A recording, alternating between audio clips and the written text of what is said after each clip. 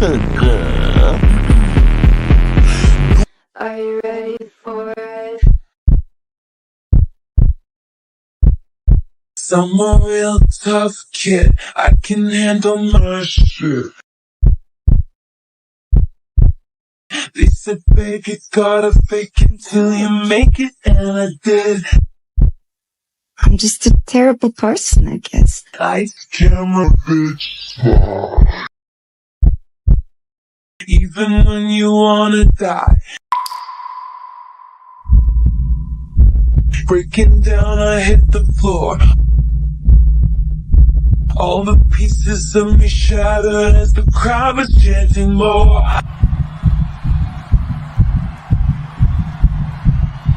With a broken heart. Who's afraid of little old me?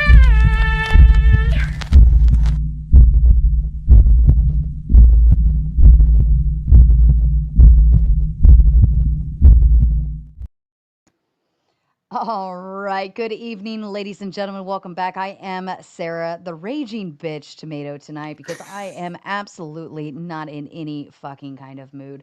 So I dare you all to test me. Jason has purchased my patience for just a short time being, but that doesn't mean it's going to last that long. So I dare you to FAFO and see what happens. But Alex, who always comes in with a kind smile and has always been a treasure to this channel and a kind friend, we absolutely love having you here when you pop in, show up, do a little debates. We work around your very difficult schedule, which I think has opened up slightly a bit more, but we're glad to have you here nonetheless. Alex comes in to tell us that the Democrats can win the next election if ... and there are many things that come into play with that. Alex, how you doing tonight? I'm doing great, Sarah. And Sarah, you've been so gracious. We were supposed to do this last month, but extenuating circumstances I don't want to get into right now caused that to not happen. And you've been very, very gracious. So thank you so much for doing this tonight. Absolutely. So tell me, you do sit in the Democratic Party, correct? I do. Yes, I am the vice Okay. chair. I am the vice chair of my county's Democratic Party. Actually, I'm also a member of the Oh, rural caucus and everything. So I'm pretty steeply involved. So wow. That is probably the most involvement we've seen on YouTube yet of somebody who is actually actively engaged. yeah. Very impressive. So you have some ideas though, and some pushback to the Dems. You kind of hit it hard right out the gate with the idea behind your prompt and some stuff there. So lay it on me. Tell everyone why you think the Democrats need to kind of like Yes. undo themselves to get things right. Absolutely. So I've actually written a statement out, so bear with me. Okay, Mhm. ladies and gentlemen, thank you so much for tuning in tonight, and a sincere thank you to Sarah the Raging Tomato for hosting and creating this space for this discussion. Tonight's prompt is simple on its face. The Democrats can win if, but the word if is doing a lot of heavy lifting because we all lived through what happened in 2024. Kamala Harris lost the presidential election. She conceded. Donald Trump is the president of the United States and has been for 11 months. So before we talk about how the Democrats can win again, we have to be honest, brutally honest about why we lost. First, we lost on messaging. Democrats failed to clearly articulate what we were fighting for. Voters heard a lot of reactive talking points, but not enough concrete, relatable priorities. And when you don't define your mission clearly, someone else will, and Trump actually did in some areas. Second, foreign policy mattered, especially when it came to the situation in Gaza and Israel. A lot of Arab and Muslim voters decided not to vote Democrat. They voted Republican. Now, that wasn't the sole reason why Democrats lost, but it was a real factor that compounded an already existing frustration and distrust. Third, and this is very, very, very essential, we allowed Donald Trump and MAGA to control the narrative. Instead of dominating the conversation about healthcare, grocery prices, hospital closures, and housing costs, Democrats spent too much time reacting to the culture war bait. Trump brought up trans athletes, border panic, and fear-based rhetoric, and we followed him right into that trap. So step one is identifying the problems. Step two is changing the strategy.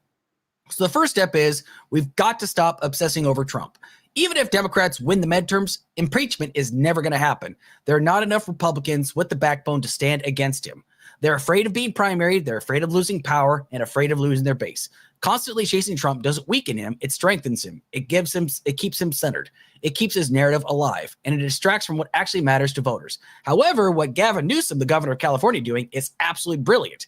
I say we keep trolling Trump, make unflattering photos and responses to him, and send him into a tantrum. His vanity is what's most important to him. You attack that, and he will not shut up about it. He won't be able to stay focused on anything. But again, don't impeach. We've already tried it twice, and it didn't get us anywhere.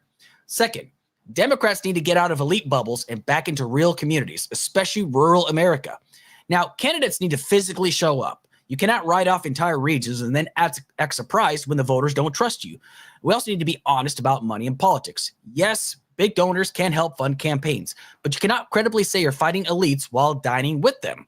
I see town halls where tickets cost $250 a pop, and regular people don't even get to ask questions. Now, that doesn't really energize voters. It drives them away. People feel talked at, not talked with.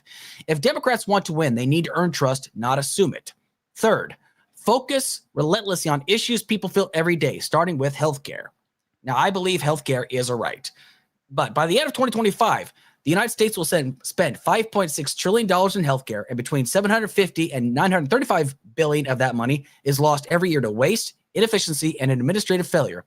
Rural hospitals are closing all across the country. I live in rural America. This isn't abstract for me. When a hospital closes, it's not just inconvenient, it's life or death.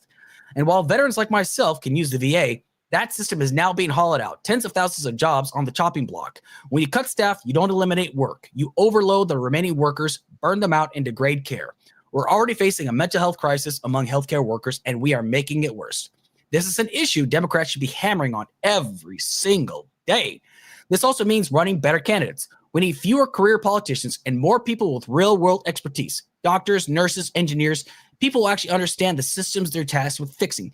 Candidates like Dr. Abdul El Sayed in Michigan, who is running for the next Senate seat, replacing Gary Peters. He actually represents what voters are hungry for: competence, credibility, and clarity. Now let's talk about misdirection, because this is how the GOP wins elections. Republicans want voters obsessed about the border, migrants bad. Yes, there are bad actors in every system, but the people being arrested and treated like violent criminals are not often the most dangerous. Many have been working for years to become citizens. They were stuck in a broken backlog system they didn't create, and now they're being punished for it. That's not law and order. That's bureaucratic cruelty. They also want voters obsessed with trans athletes. Now, let's put this into perspective real quick. There are less than 15 trans athletes in the NCAA out of 500,000. There are more school shootings than trans athletes, but MAGA would rather you be angry about the culture war nonsense than ask, why are children dying in classrooms? This is what I mean by misdirection issues. They're designed to keep people emotionally charged and politically distracted while real harm is happening. Take the Line 5 in Michigan. A pipeline planned to run under the Straits of Mackinac. We're told it's necessary for heating fuel, but it poses serious risks to freshwater ecosystems, including bass populations and the entire ecological chain they support. Enbridge, the company that's building the Line 5 pipeline, does not have a good environmental track record, and history has shown us why. When Indigenous tribes in Canada opposed the pipeline construction, this is the original one that was built in the 1950s, the Canadian government sided with them, so Enbridge came to the United States, where Indigenous land is treated like the path of least resistance. We saw this at Standing Rock. We see it again and again. The same pattern shows up in places like Shingle Mountain in Dallas, Texas, where a minority community fought for 6 years against a corporation that illegally dumped 70,000 tons of toxic waste that the community had to fight just to breathe clean air. The fight continues because corporations assume these communities won't be defended. So when Democrats talk about environmental justice, it can't just be symbolic. It has to mean standing with the communities that bear the cost of corporate profit. And finally, if Democrats want to win, we need more progressive content creators, not fewer. We already have strong voices like Mehdi Hassan, Kyle Kalinske, and Jon Stewart, and streamers such as Pisco, Pondering Politics, and Brian Tyler Cohen. Shout out to you guys. They're doing important work, but they cannot carry this alone. We need more people willing to step into these spaces, especially to rural communities and ignored regions, and speak plainly about healthcare, environmental justice, economic survival, and dignity. These creators can't just inform, they mobilize. They connect voters to candidates, pressure those in power, and break through the misdirection that dominates corporate media. If Democrats want to rebuild trust, they need to support and amplify this ecosystem, because right now, The right understands the power of media far better than we do. So Democrats can win, but only if they stop chasing Trump, stop letting Republicans define the conversation, and get out of elite spaces, show up in rural communities, and fight relentlessly on issues that people actually live with every day. Healthcare, environmental justice, economic survival, and human dignity. That's how you rebuild trust. That's how you connect with voters, and that's how Democrats can win again. I am incredibly thankful I took notes on that one. I was like, I know this is going to be heavily loaded, so I don't have to jog memory. Just Sure. write it down. This is this is incredibly insightful, actually. I don't think I've ever heard anyone lay it out so cleanly without attacking people's character per se, right? And you kind of you're sticking to the very concept of this is why. And I love that. I wanted to start actually with your beginning piece with Sure. the messaging and being reactive to the culture wars, because that's probably the heavy hitter, I would say, in all of this. The rest of it, I think, would fall in line if you fix the first one, Sure. right? So like the healthcare, the environmental, the better candidates, the progressive content creators, rural America, not impeaching Trump, so on and so forth. That all would really fall in line if we weren't as reactive. And I compare this actually to content creators. Nonetheless, that's the first thing that came to mind when you first started saying this. And I thought, wow, this sounds like content creators when they get distracted by, like, if they get attacked or something and they go out of their way to create content that would take time or eat out of their day or take away from something that they actually do want to do, like real content. And they focus on drama or so on and so forth. If you're too busy reacting to everything else, then you're not busy making something good. I that's how I was able to apply it on a smaller scale. But let's dive into a little bit more on the culture wars. The one thing that you brought up was transgenders in sports. Now that is a big hot point, talking point. Oh my God, what hot topic? I just say hot topic. It's a very Sure. hot topic on, I'd say, both right and left, but particularly on the right. The right is making this claim and finding it to be an issue. And I'd say because if you start, it's like Pandora's box. Once you open it and you let things out, it's hard to shut it back again. And I think that's why it's a focal point for the right to dive in on that one and stay focused and stay that course on trying to shut it down. However, you're saying the left is very reactive to that. Um, and you find that to be a bad thing that they're reactive to that, or maybe a distraction. It's very much a distraction because here's the thing. When it comes down to like trans athletes, now I know some people are going to have some concerns about this because they say, oh, if you're born a biological male, you obviously have a condition, like you're obviously already like, you've gone through puberty as a male, whatnot, and already you have an advantage. But the thing is like, it's a very, very complex issue. And the reason why they utilize it so much is because they're actually not educated on this issue. They use a lot of buzzwords to get people scared. They'll use like certain topics, like they'll use the Riley Gaines situation.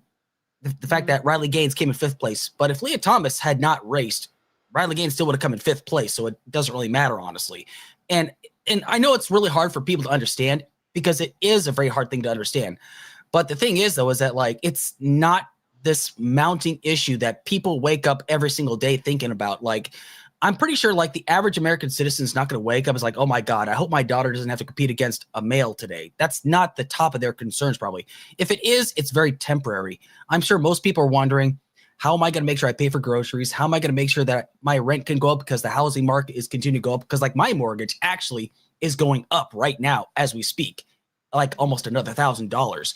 That's the thing that worries me the more than anything. Now, if people are worried about it, I would much rather they take the time to learn about the issues instead of just be so reactive to it and just be so toxic and say, oh my God, trans people bad, therefore we should just, get rid of them all kind of deal. Because like Lisa McClain, who is actually my congresswoman, she made a big stink about like, I am woman, hear me roar.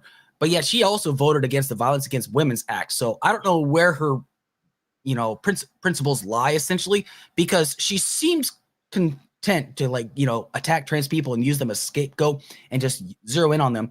But when it comes to actually protecting women against domestic violence, protecting women against like, stalking, she votes against it. So I don't know where her sensibilities lie exactly. I hope that answers your question.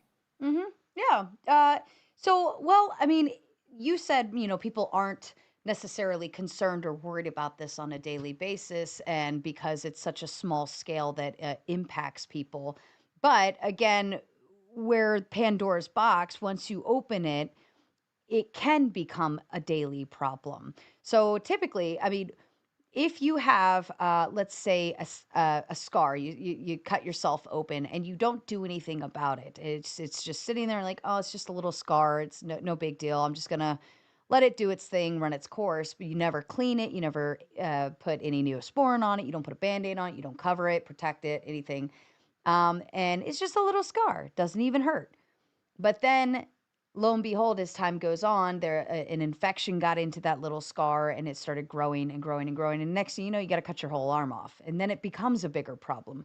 So, as much as I want to say, yeah, we may not necessarily be concerned on a daily basis now, but taking arms over something small will prevent it from becoming a bigger issue later that we have to go full nuclear mode on, right?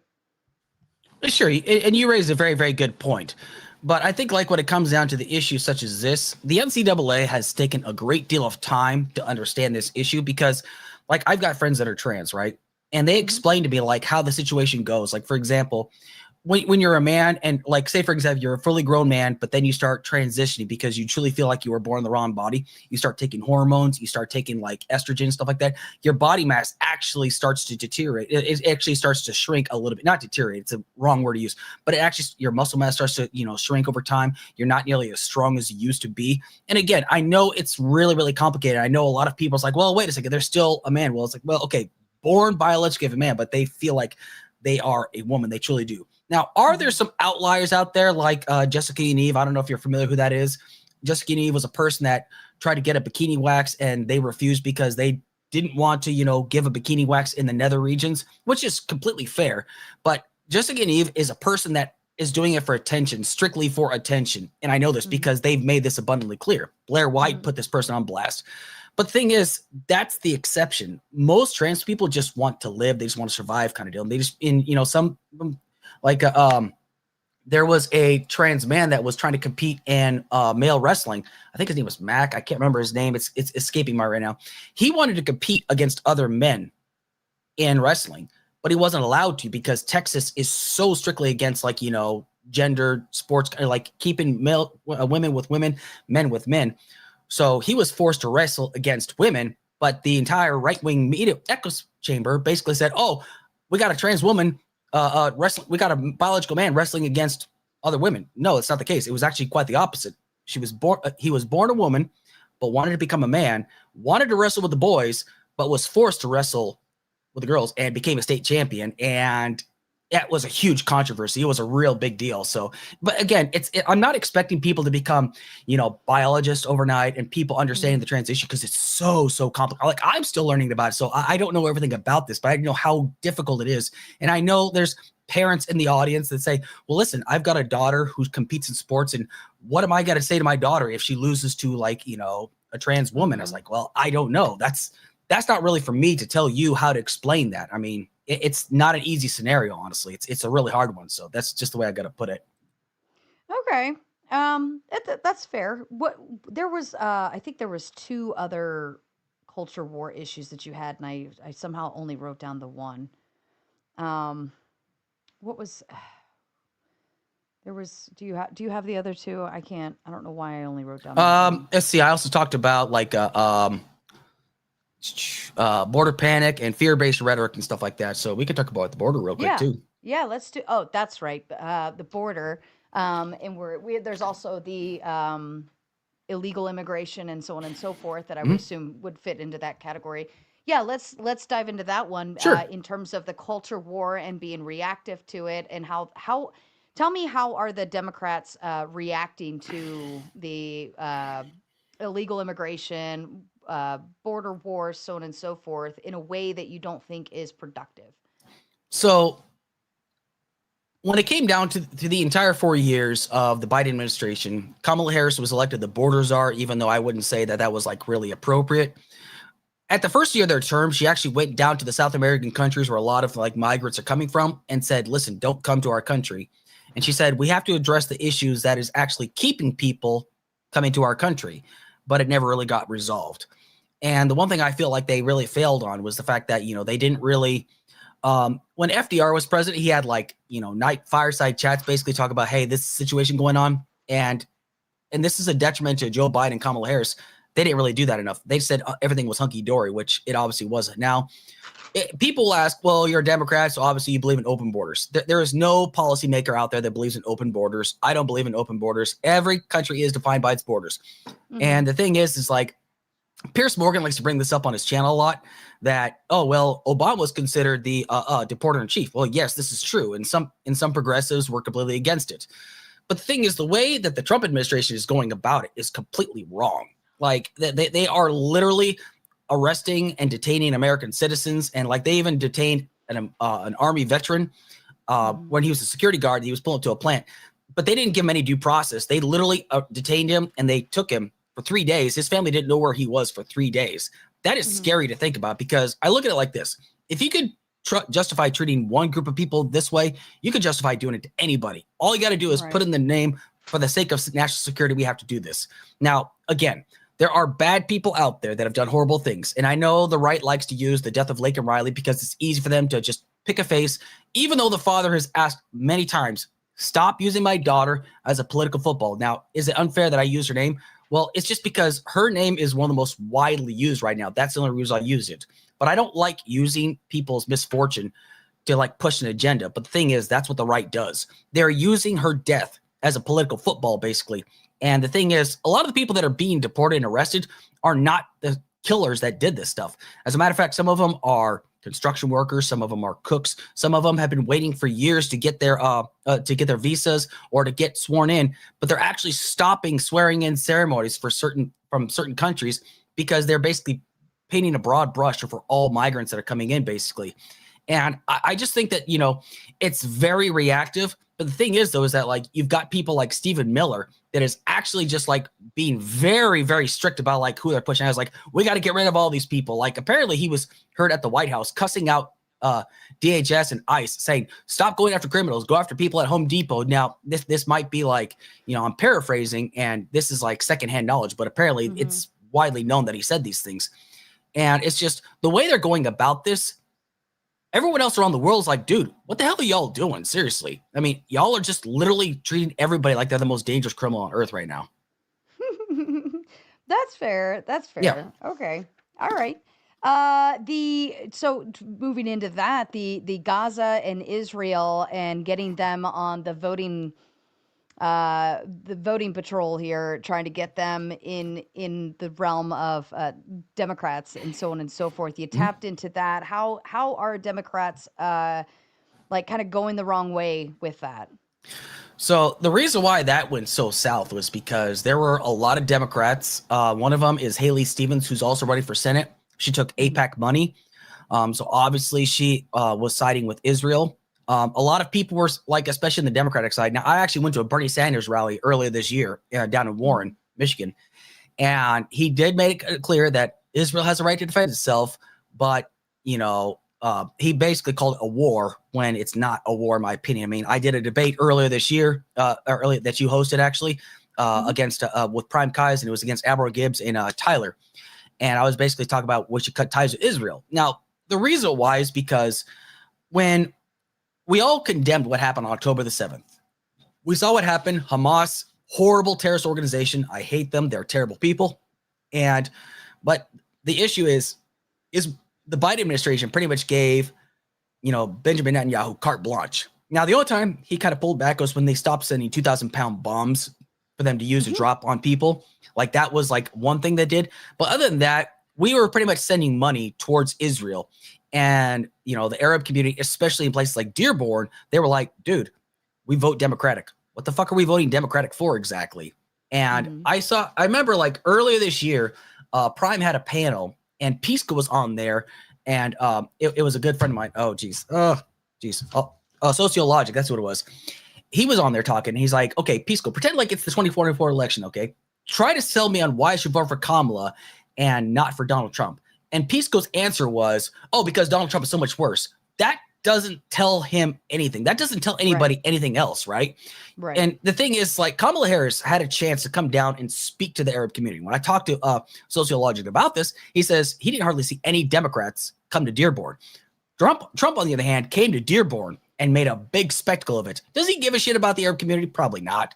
But the thing is, he made it seem like he did give a shit. Optics is everything, especially in the political sphere. Now, Kamala, to her credit, did come and speak with some, Arab leaders or Muslim leaders in Dearborn, but it was a private thing. You have to make it as public as possible. And I'm not saying like promote them and say, hey, listen, I'm going to use you for my political. No, you actually have to make them a part of the conversation. Make them feel like they're actually being heard.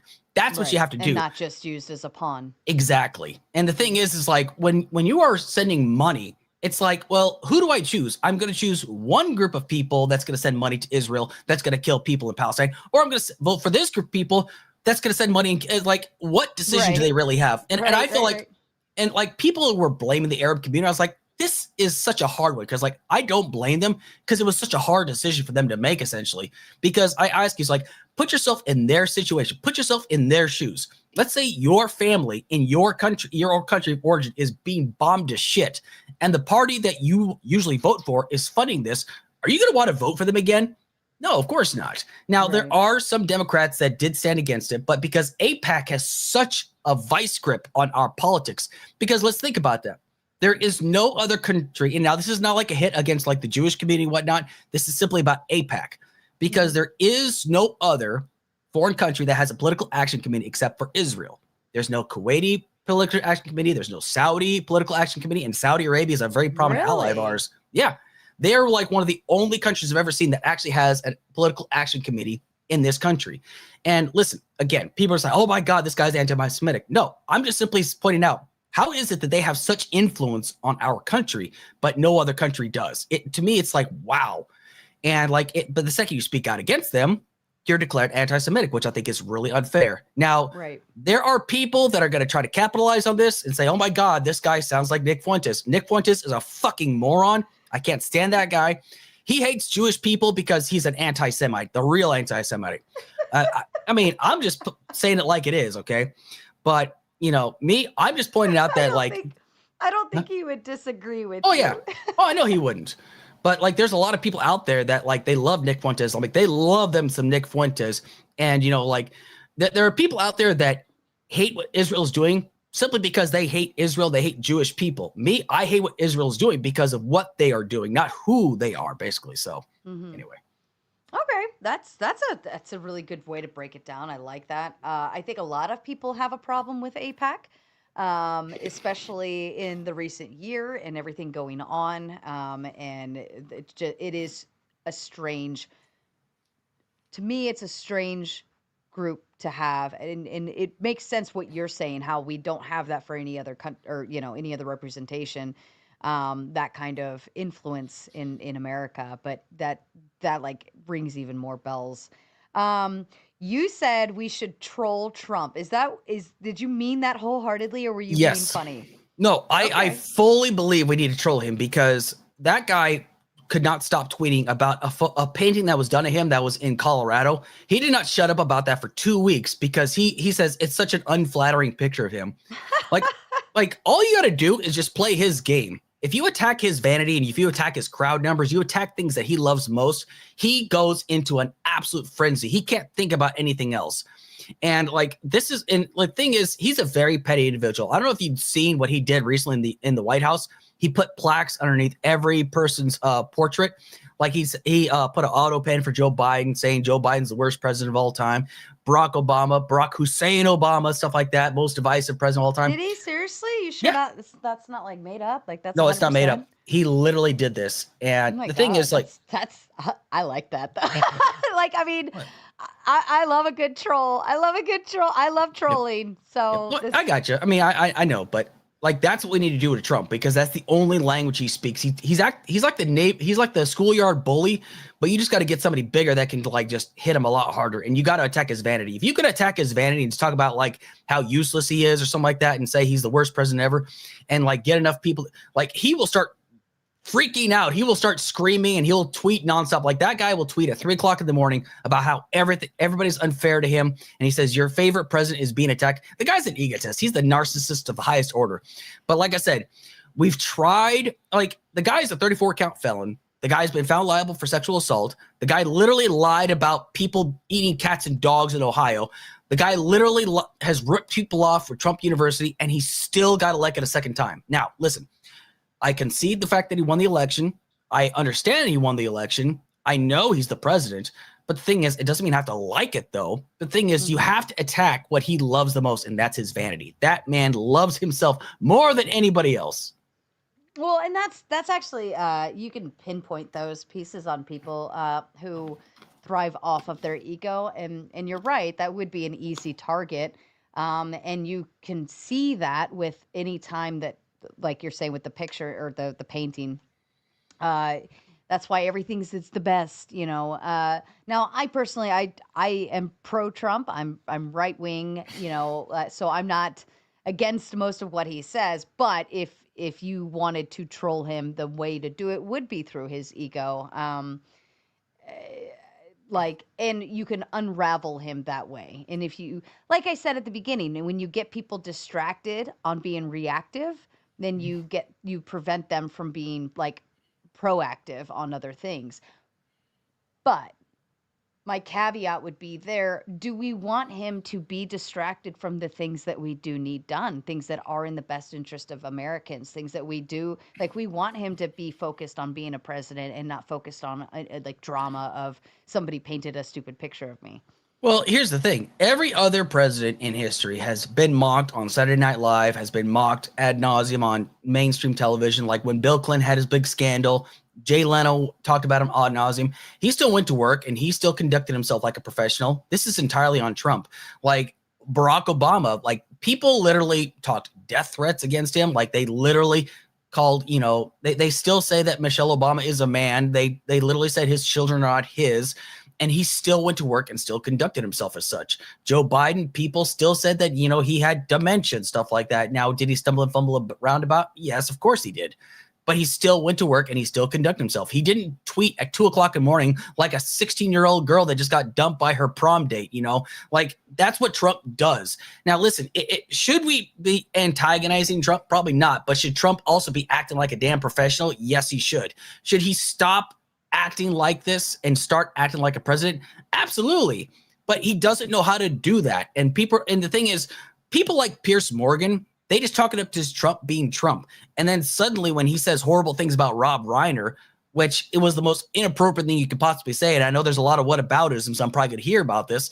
But the thing is, though, for some reason, like if somebody like me insults Trump or insults another elected official, I get harangued. I would get told I'm a horrible being. But when Trump does it, he's looked at as a genius. It's like, why am I held to a higher standard than the president of the United States? Should we be holding him to a higher standard? But again, people just chalk it up to, oh, well, Trump's not a politician. He's the president of the United States. It's the highest office you can get. What are you talking about? Seriously. Mm-hmm. I mean, I don't get it. I mean, the blatant hypocrisy here. But like when Biden called Stephen Ducey a dumb son of a bitch, he actually called him and apologized. Hey, man, I shouldn't have said that. But nobody talked about that. They just said, oh, well, he still called him a dumb son of a bitch, even though he kind of is.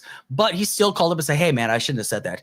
Trump, you could not get him to apologize for anything. The only time he's ever apologized is when he said one thing about Pat Buchanan decades ago. That's the only time I've ever seen him apologize. Other than that, he will never apologize. Why? Because that's the Roy Cohn school of thought. Roy Cohn always told him, never apologize for anything. Always say that you are correct. That is his school of thought. That's just how he is. So, yeah. All right. Fair enough. Mm-hmm. Okay. Now, you say that we shouldn't focus on impeaching Trump. I mean, is there any cause or actual ability to try to impeach him? As of right now, I can't think of anything. Sri Tanadar, who's also running, he's the 13th Congressional District. That went nowhere because he had nothing really to go off of. And I know Piers Morgan embarrassed the hell out of him on his platform too. there's really nothing to go against him on right now. You could possibly start making cases about like, the bomb, destroying the little, boat craft down in the Caribbean, because we know nothing about that. Like they say, hey, these are drug cartels. Okay, well, how do we know that? I mean, we haven't seen any evidence, because I've seen the Coast Guard. They actually are able to disable ships with a 50 caliber sniper rifle, and they're able to prove that, hey, these guys are actually drug cartels.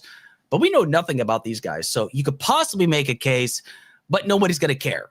The Republicans will definitely not vote against him based upon that. It has to be, I mean, it could be the most airtight case, and the Republicans will still side with him. Why? Because they are spineless. They are cowards. They are terrified of Trump, because they know the second you speak out against Trump, you're going to get primaried. He will speak out and he will fund the campaign, because that's exactly what happened in the 2022 election. In Pennsylvania, actually, there was a guy by the name of McCormick. He was the front runner to run for U.S. Senate against John Fetterman, right? Mm-hmm. But because he refused to side with Trump, that the election was stolen, Trump called him and said, hey, why aren't you telling people that the election was stolen? It's like, because I don't think it was. He immediately stopped funding him and immediately gave his support to Dr. Oz, and Dr. Oz lost the election. And there were people who was like, man, had Trump stuck with you, you probably could have beat John Fetterman, and he possibly could have, because the guy was actually kind of solid. Like, I don't agree with his point of views, but the thing is, he was consistent, he was coherent, and you could actually understand what he was talking about, and he's likable. But it's just, Trump cares about loyalty. He doesn't need to be loyal to you. You need to be loyal to him. The second that you're not loyal to him, look at Marjorie Taylor Greene. Look what happened to her. The second she starts speaking out against Trump, he cuts all ties with her, and he starts calling her names, the whole nine. That's who he is. He cares very much about loyalty. Loyal to him is everything, not loyalty to you, essentially. So, yeah. My God, this sounds so familiar. That's fair. Oh my goodness. Oh, shade. I'm like, why? Like, what? So essentially, like, if we don't really have a whole lot to try to even impeach him on, like, why even focus on that, right? Like, you could know that in the next, you got 3 more years, right? Mm-hmm.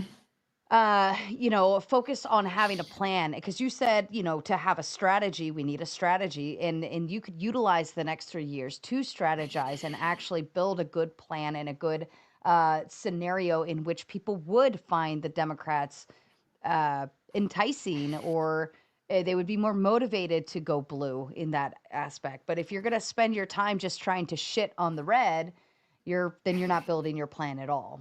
Right? Yeah. Well, and the thing is like, the Republican likes to expect us to play by rules, they don't even play by themselves, which drives me crazy. So, there are certain candidates, there are certain people out there, they like to hit, and then when we hit back, they're like, oh my God, how dare you do this? This is horrible. Like, that part drives me nuts. This is why I also said, like, what I told you, is like, we got to get rid of people like Chuck Schumer and Hakeem Jeffries, because those guys are weak as they are fucking complete weak sauce. Like, those guys, they completely bent the knee to Trump, essentially, and then they try to talk a big tough game afterwards. But dude, no, you've been exposed, essentially. We need strong, fire-breathing Democratic leaders, people that are strong progressives that can actually go toe-to-toe against Mike Johnson, the Speaker of the House right now, and is actually willing to fight for us, and is not going to, just kind of pussyfoot around on camera and try to sound really edgy when the timing's right for you, but then you go back to being like a little paper tiger. Like, that drives me fucking crazy. Like, and listen, nobody wants to see a government shutdown, but the government shutdown happened because, like, holy shit, this is bad. I mean, like, they're talking about taking away Medicare and Medicaid away from seniors. And even though Trump said the big, beautiful bill wasn't going to take away from that, I actually looked it up. Like, the big, beautiful bill is actually going to affect Medicare, especially for rural communities. Like, 16 million people in rural communities across the country utilize Medicaid and Medicare, and they're in danger of losing that right now. And not enough people are talking about that. So that's something we have to talk about. We have to capitalize on it, because the senior citizen homes, they rely on Medicare in order to kind of stay funded, essentially, because once that goes away, and let's say, for example, you've got a retirement home out in the middle of, bumfuck Egypt or something, or not, okay, bumfuck Alabama or something like that. It closes down. They've got no place to put those people. Next thing you know, they got to go get put in a hospital, because that's the only place they can get care. Because if they can't get care there, then they got to go live with their relative. There's a problem there, though. There's not enough healthcare workers to travel all across to take care of these people. So guess what? That means the family member's got to take care of them. But guess what? The family member is not qualified to take care of them. It's really, really hard. And this is why people need to understand. This is why all these services are essential. And I'm okay with my tax dollars going towards these because they are actually a purpose to help provide for, especially like senior citizens, people that have dedicated their entire lives, worked for 40, 50 years at the GM plant, and then they get Social Security, but now they're at a retirement home because they've got nobody to take care of them. I mean, my tax dollars should be able to go take care of them. I mean, that's my opinion. So. Well, I think a lot of that also comes out of the family unit. People used to live right around the corner from their parents, right around the corner from their aunts, right around the corner from their brother. And we've since removed that, and people are more about move away, go move to the big city, go move over across the country, go move here, go move there, start your own family, and and you're essentially isolated, and your support system is only about who is around you versus who isn't. And so we're seeing, and also in addition to that, with more uh, both spouses are in the workforce, which I'm okay with women and men both being in the workforce together. But because of that disruption, now there is nobody to be at home taking care of grandma or helping with grandma because they both have to work. So that's where most of that, I think, falls out of, is the disruption of the family unit. And yeah, no, that's 100% fair. And the thing is, like, there was a time when people say, hey, listen, back in the day, families stayed together. Grandma, after a while, she would move in with the family because, like, she's got no place to go to. That's all fine and dandy. It's hard, though. Like, it is an emotional drain. And this economy right now, it's really hard for, like, having a single parent household income, essentially, because the cost of living is still continuing to go up. And, yeah, people say, oh, well, gas prices are going down. But for how long, though? For all we know, by next year, those gas prices could be up like $3.50 because who knows? A war could pop off tomorrow. And what happens when war pops off? Gas prices always skyrocket, especially if it's a place that pumps out a lot of oil, essentially. Like, that's why the gas prices went up during Operation Iraqi Freedom and Operation Enduring Freedom, because the supply and demand was there. I mean, there was more demand than there was supply, essentially. But that's the thing, is just like, yeah, it's great if families can take care of themselves and can take care of their relatives, but it's such an emotional drain. And again, it's really, really hard. And it's great if families can take care of them. The thing is, there's things that family members, unless you have medical training, you're not going to be able to know what's going on. You're not going to be able to know, it's like, oh my God, is she okay? Oh my God. It could just be like, a slight, a hiccup or something like that, but she could be having a stroke and you don't know the signs. And she's like, oh yeah, I'm fine. It's such a hard thing, really. And you really got to be on your P's and Q's. You got to be on your toes about these things. But, and listen, I know that retirement homes aren't always like the best. Like, there's a track record. Like, a few years ago, there was a retirement home down in Florida that was next to an alligator pond. And this place, yeah, it did happen. Okay. A guy that was an Alzheimer's patient. Yes. An Alzheimer's patient literally was wandering around. He fell into the alligator pond and an alligator ate him. Now, people might think it's funny, but the thing is, it's tragic, because who the fuck puts a retirement home, especially for Alzheimer's patients, next to an alligator pond in Florida? That's the dumbest thing ever. But it's tragic. And like the times like where people see like their relatives in these retirement communities being mistreated, that's a very real thing. But that just goes to show that we need to have systems in place to make sure that we're hiring the right people for those jobs. But, it kind of goes into the whole healthcare bit, but I don't know if we're going to have a chance to get into that, because we're already in the first hour almost. Yeah, we're almost there, but we got time. And we got all night to get through this too. Okay. We will come back to the healthcare piece, but sure. You mentioned getting back to rural America, even so much as you said $250 or a ticket for a town hall, and there aren't even like regular people speaking at these. So you're not even hearing from your actual, able to represent yourselves as for who you are. Tell me about that, because I've never been to a town hall. I don't know anything about them and how they operate. Lay it out for me. Are the elites taking over the town halls too? In some cases, yes. Republicans don't do town halls much anymore because they're getting heckled to no end. This might be unpopular, but I'm going to do this anyway. One of the heads of our Democratic Party here in the state of Michigan held a town hall where they had former Secretary Pete Buttigieg, and I'm a big fan. I love Pete Buttigieg. I love me some Pete Buttigieg. The town hall, the cheapest ticket was $250. I was like, you gotta be fucking kidding me. Who the fuck's paid $250? And like, you're not even gonna get a chance to speak, right? So I called the guy. I was like, dude, what the fuck is up with this? Like, why are they charging $250? This is going to alienate people. No one's going to want to spend $250 just to go to Grand Rapids to hear Pete Buttigieg speak. He's like, you'd be surprised. Like, there are times like where you'll go to like the governor's ball. It's like $1,200 a pop. It's like, what the fuck, dude? What the fuck? Like, I get angry about that because it's like, listen, I would much rather, like, listen, if the food is shitty, okay, yeah, I don't want the food to be shitty essentially. But if I want to go and listen to somebody talk, like, I also want to basically get my piece in. And I know it's not always going to happen. It's kind of a stupid thing, but it's all fundraising right now because fundraising is so important, which we put so much emphasis on it. You got to pay for the advertising. You got to pay for the commercials. You got to pay for the people to get you the gas, to pay for the gas, pay for the transportation, pay for the renting of the facilities. It's insane. Like, people will spend millions on a campaign. It should not be about the money you spend. It's about the ideas that you can present. Now, right. I'm all for, like, you know, people raising money to fund their campaigns. I get it, but there has got to be a cap. There has got to be a cap for this because you could literally raise $1 billion and lose the election, and it went to shit. To nothing. Yeah. It went to nothing, basically. And I think that's insane. Politicians, being a politician used to be a voluntary job, and you weren't getting, you know, it was outside of your regular world. You know, when we originally, like, our founding fathers and the origination of all of this, and it would, you know, oh, honey, like, I've tended to the this and that, and we've got a committee meeting tonight. I'll be back. You know, I'm gonna go do my civic duty. And then it turned into this big popularity contest and campaign donation contest and how much can you make contest. And it just kind of, we really, I would say we really perverted the idea of our politicians a long time ago when we commercialized them. We turned them into characters. We turned them into almost like celebrities in a sense. And it's whoever can get the right narrative out and the most exposure and the best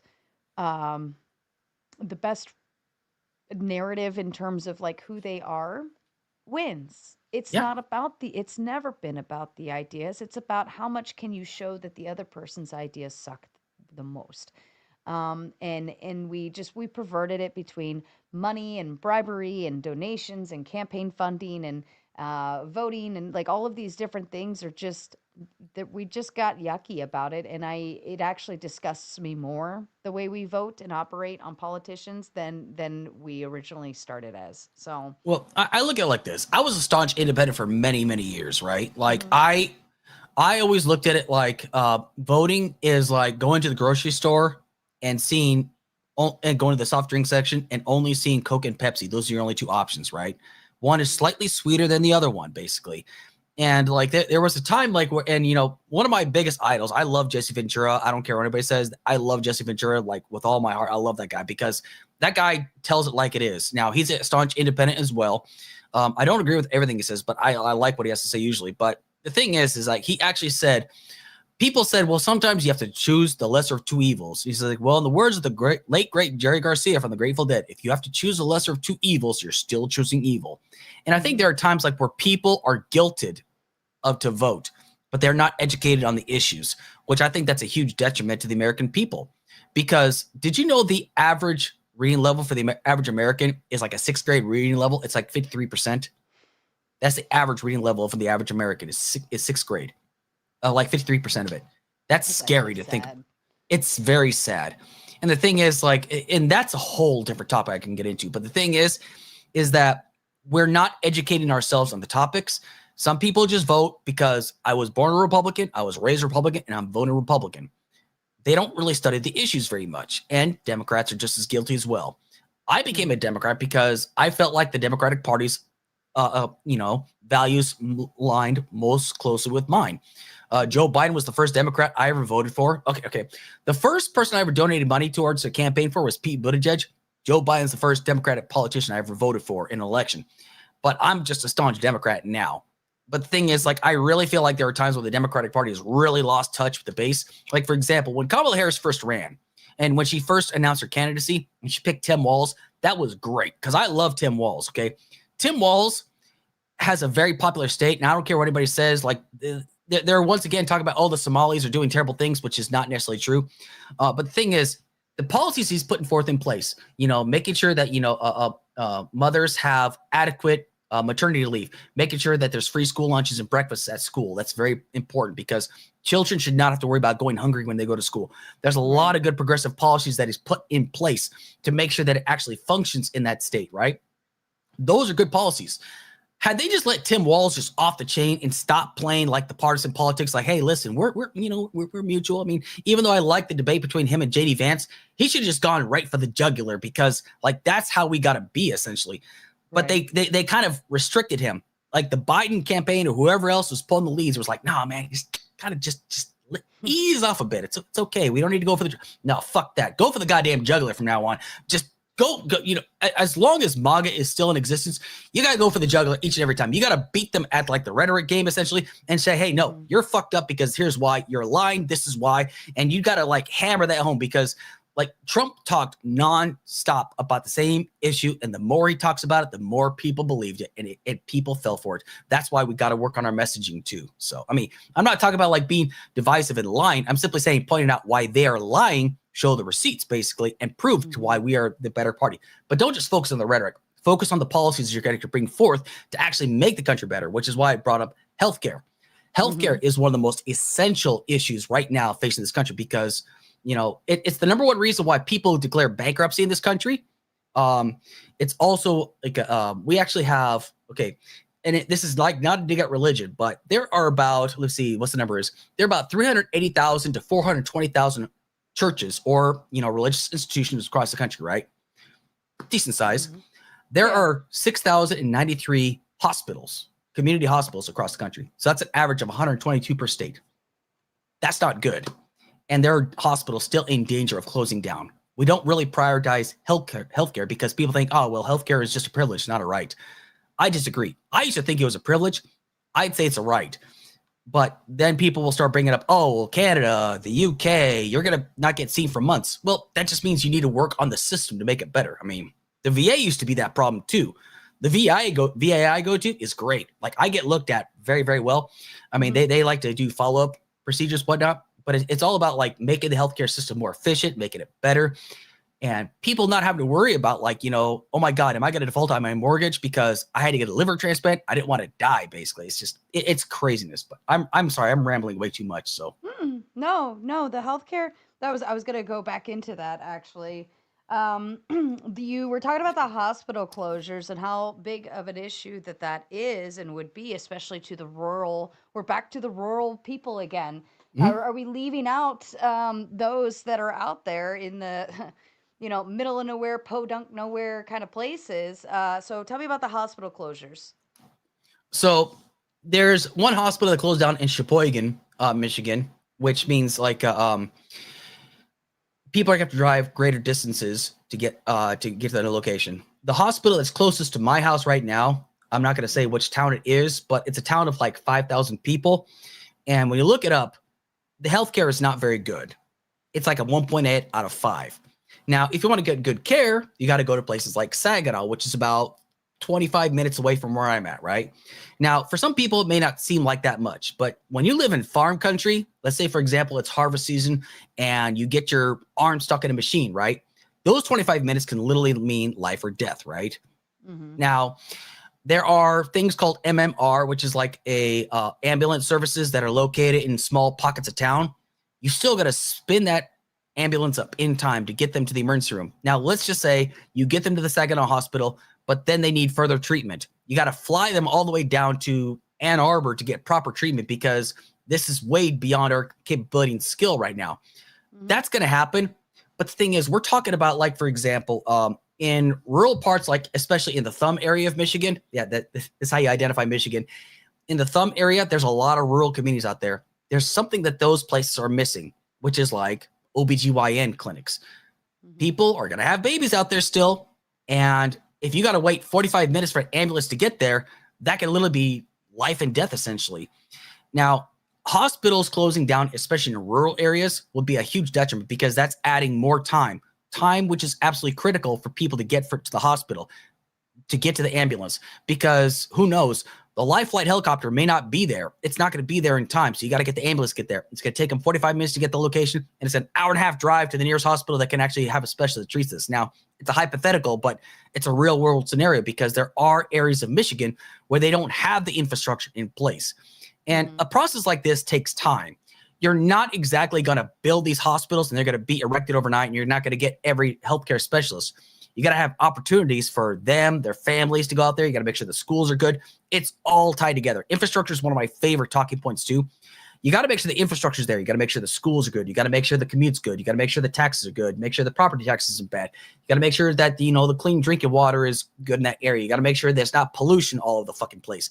It's all tied together because nobody wants to live in the middle of the sticks if the opportunities aren't there. If the schools are sucky out there, why would I want to move my kids out there? Like U of M. Well, maybe that's the goal. Maybe they want people to maybe they don't want people to want to be incentivized to move out into the podunk. Maybe they want to bring people back into the cities. That would be what I would think would be because you have to think, like, what is the motivation behind it? Well, as somebody that grew up in the country, and then when I joined the Army, I loved living in the city. I hate living in the city now. I absolutely hate it because I hate people in general. So it sounds like very crass, but it's just like, as a truck driver, there are people that just piss me off. My tolerance level for people that drive has decreased significantly. I'm just angry all the fucking time when I'm driving. But the thing is, though, is that no wonder you're a YouTuber. Yeah. Well, I'm not really even much of a YouTuber because I've got zero following. Like, I've got shit following, basically. I think it's because people don't like me, which is fine. I don't care. But the thing is that when you think about it, though, it's just like, because I want to live out in the country, because I want to have peace and quiet, though, that should not be a death sentence for me or for my wife or any other member of my family, essentially, because I choose to live a quiet life. And yes, the infrastructure is not there, but what could we do to incentivize that, to bring people to want to live in this area, make the schools better, make sure that there's better opportunities out there, especially for your spouse, if you got a spouse, because healthcare, I look at healthcare workers as like the heroes that people don't give enough credit to, because they put up with a lot of shit. They put up with a lot of unruly people, and they don't get enough credit for it. Like, I actually think in 2020 during the pandemic, they should have been Time People of the Year because of how much they had to endure.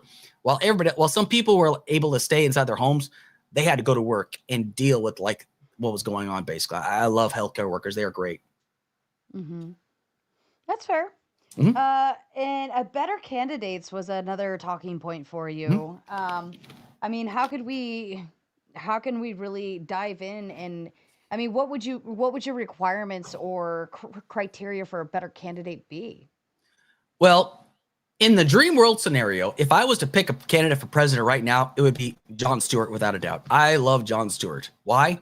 Because everybody knows who he is. He's very popular. He's very witty. He's very charismatic. But the thing is, though, is that he's actually advocated a lot for veterans, first responders. If everybody remembers when he actually had to shame Congress to pass the 9/11 first responder bill, that resonates with people. People remember that stuff. It's the impact that you leave that people remember you for. And the thing is, he's a very humble guy. He fought for, the burn pits, for people, for Burn Pits 365. It was the PACT Act.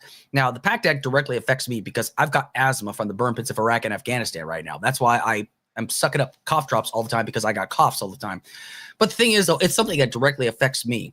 The reason I like him is because he actually talks about the issues that people need to be focusing on. And he does it in a way, and he is not afraid of holding certain people to account, Democrat, Republican. That's what we need. We need people that are not afraid to ask the tough questions. Because I remember when I drove for another trucking company, he asked the Assistant Secretary of Defense about why is it that the Defense Department has failed every single audit? And she couldn't answer that question. And I found that really troubling, because that's the thing. Because Dwight Eisenhower talked about, I know butcher's name, Dwight Eisenhower, I'm sorry, talked about beware the military industrial complex. but we're living in that time right now. But he asked, why is it that we have not done a proper audit of the Defense Department, and we still haven't done that to this day? And that's a problem on both the Democrat and the Republican side. Now, that's the reason I put him down there. Now, the reason I said Dr. Abdul Sayed is because I've seen him speak twice, and he talks about a great deal of things. Like, I brought up like things like Shingle Mountain.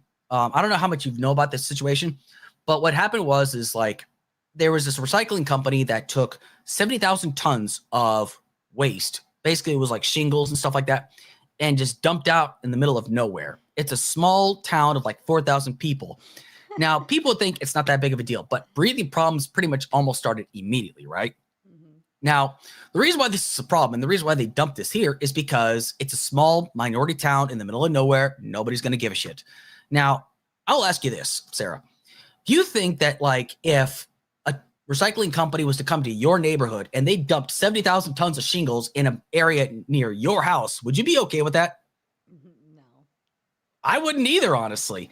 But simply because there wasn't enough fight in that town of 4,000 people, so they just kind of dumped it there. Now, it took them 6 years to get those shingles moved, but think about all the health problems that were there. This is a very real situation. Now, that's just one example. There are literally thousands of examples of people that live near, industrial plants that causes breathing problems as well. Now, people say, well, you have the choice to live there. You could always move. Well, guess what? Somebody's going to move in there, and the problem is still going to remain. I'm not saying you got to close down the plants, but you got to find a better system to make it to where people are not going to suffer just for where they happen to live. He is one of the few candidates I've seen that actually talks about the issues that more people should be discussing. He hasn't taken any corporate money. He hasn't taken any APAC money. And also because he is a doctor. And it's like you said, when you go into politics, our forefathers, it was more of like another job title, like a simple service you did. And then you went back to doing whatever the hell you want to do afterwards. I have no problem with that. Right. I would like to see less career politicians like Nancy Pelosi. She should have been gone years ago. I mean, I think she should have been gone years ago. Mitch McConnell, or he should have been gone years ago. That guy should have been gone decades ago. But the thing is, career politicians, like there has to be term limits. Like that's another topic anyway. But it's just, I like candidates that talk about the issues that we should all be talking about all the time. And they're not just talking about, like they actually have the stats and receipts to back it up with. Always bring receipts about it. Don't just talk out your ass and say, oh, yeah, this is an important issue. But when you get asked about it, it's like, oh, I don't know anything about that. You're going to look like an asshole, basically. That's fair. That is fair. And we kind of tapped into some of the environmental.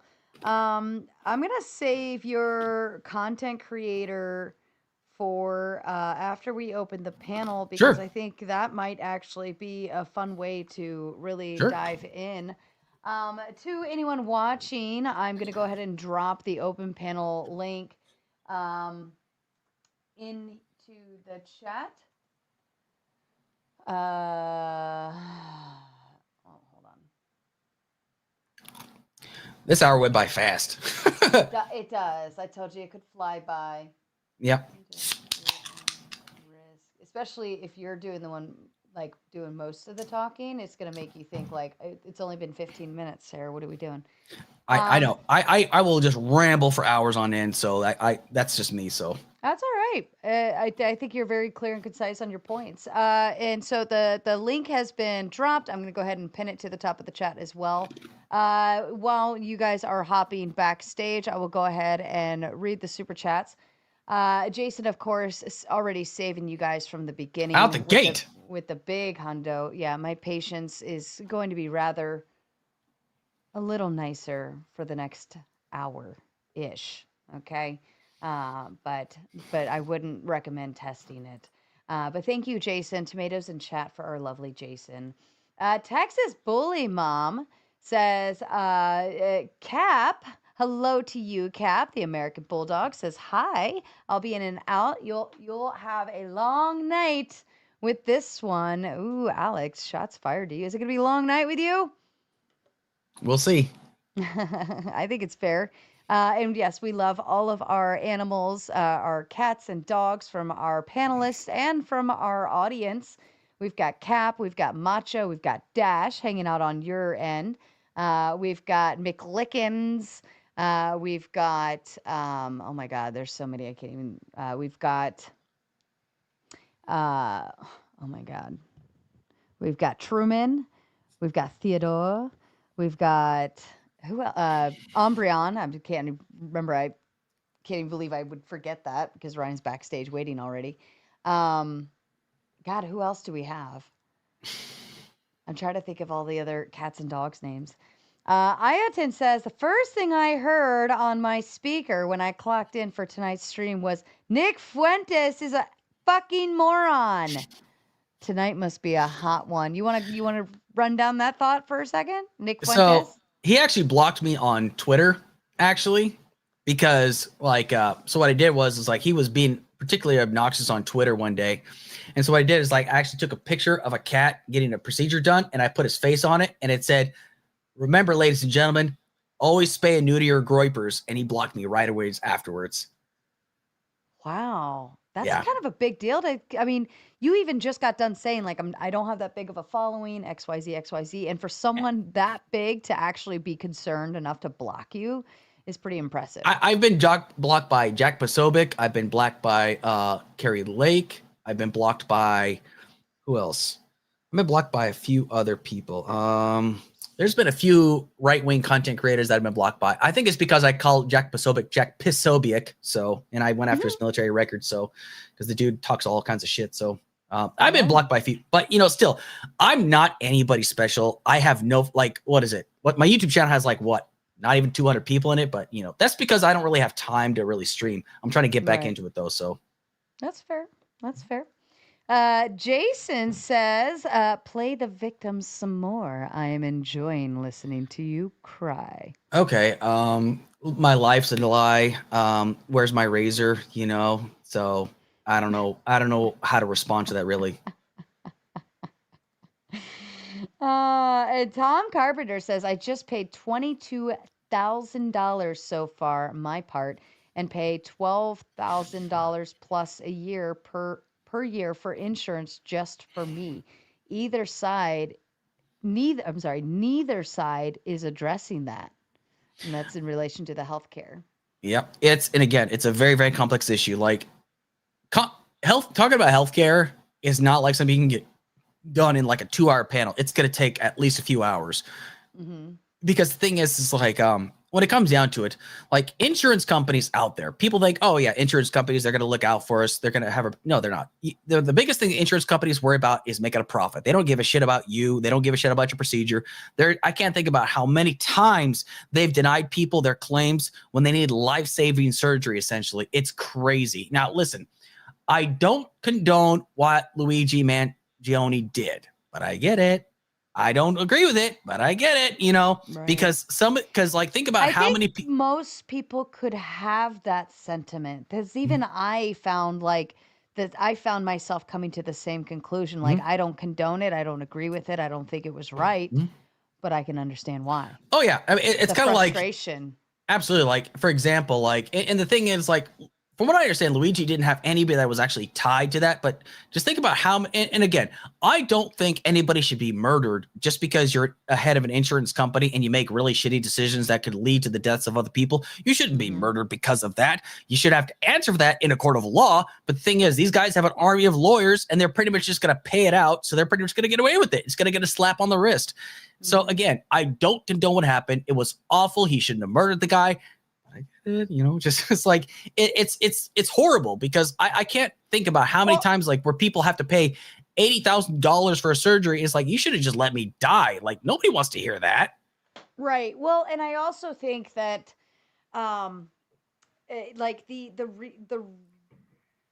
reason why our prices are so high is because of our insurance company, because we have these insurance companies. Like, if they were non-existent, I could go to the doctor and probably pay $50 just for a full consultation, tell me to get a prescription, whatever. Probably, you know what I mean? Like, the rate would be significantly cheaper, and paying $50 every 6 months is not that big of a deal. Whereas I pay, I don't know, $300 a month for health insurance, And then on top of that, you pay co-pays. And on top of that, you're not getting really discounts, right? I mean, I understand having insurance for the big stuff, like if I needed a CAT scan or something crazy, but would it actually be that expensive if we didn't have insurance here to deal with it to begin with? Oh, wait till you hear about PBMs. That'll really pin your ears back. Holy shit. I learned about PBMs are pharmacy benefit managers. They are basically like the intermediaries between you and your doctor and your insurance company, right? They're the ones that determine the price of your medication, right? I learned about them last year. And I was like, why the fuck aren't more people talking about this? Because PBMs, like there are 3 companies that control 80% of the stock. Let me see. 3 companies that control 80% of all pharmacy benefit managers. One of them is CVS. The other one is Express Scripts, and the other one is Optum RX. They control the market, 80% of the market basically right now, right? So just think about this. If you live in the middle of, bumfuck Kansas, right? And you are an independent pharmacist, and you've got a CVS that just moved into your town, you are charging $100 for insulin, just hypothetically. They're charging $50 for insulin. They're going to drive you out.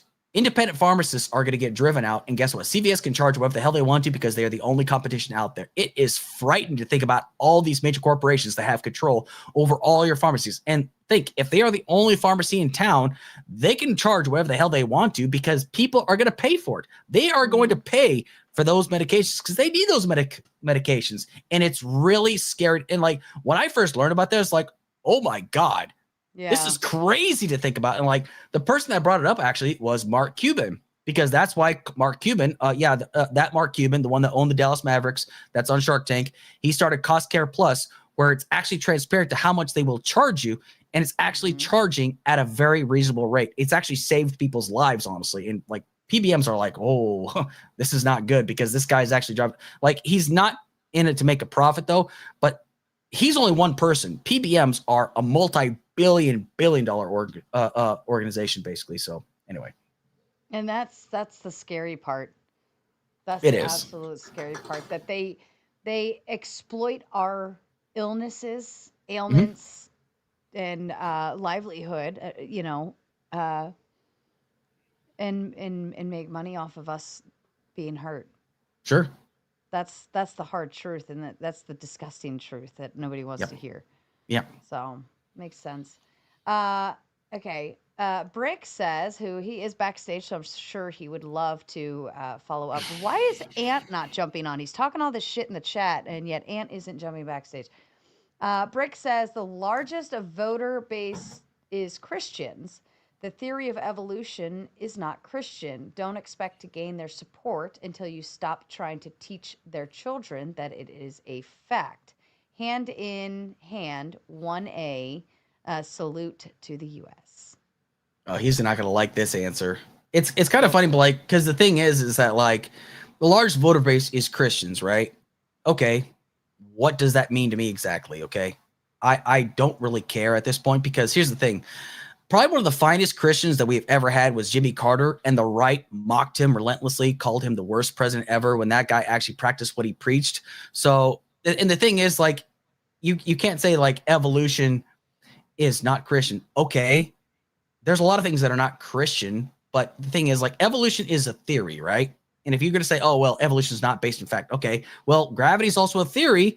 But if you don't think gravity works, you could always test that theory, try climbing up a tree and see if you can float down. I mean, listen, I'm not trying to be pedantic again. Listen, as an atheist, I don't care if you're a religious person, that's fine.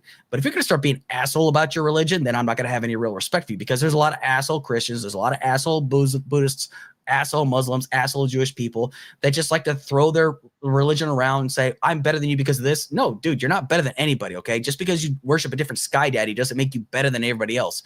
If you practice what you preach, if you talk about like preaching the gospel, if you're honest about yourself and cherry pick from the Bible about taking care of the sick, taking care of the homeless, being good to the neighbor, then listen, I'm not going to have any, I'm not going to have any problem with you, right? Like what Jimmy Carter did. But if you're just gonna be an asshole, say, hey, listen, we should be teaching the 10 Commandments in school, which 3 of the 10 Commandments are fucking very self-serving towards God, then you and I are gonna have a problem essentially. So anyway, I don't know if that really answers his question, but him and I are probably gonna go. He's probably gonna have a lot to say. That's fine. That's fine. Yeah. Jason says, so the Muslim community isn't bad when a mayor says he will celebrate a Christian leaving town. Okay, who's Jason talking about exactly? I think this was in reference to the Israel Gaza voting piece, and you talked about Trump coming in and how Kamala should have done a better job with them, yada, yada, yada. I maybe Jason can explain it because you said Jason's backstage, or is he backstage? Jason is not backstage, Okay. but the guy on panel was, sorry. Okay. Jason, you should hop backstage. Yep. And Maybe come he talk can some explain shit. a little bit better. I mean, if he just wants to call me an idiot, that's fine. I mean, I can take the I can take the abuse. So, but a Muslim community isn't bad when a mayor says he will celebrate a Christian leaving town. Ooh, I wonder if this is the New York thing. Oh, he says it was in Minnesota. It was in Minnesota. I don't know anything about that, so I really couldn't talk on that matter. Maybe he meant Michigan. I don't know. Jason, get your butt up here. Yeah. Yeah. Okay.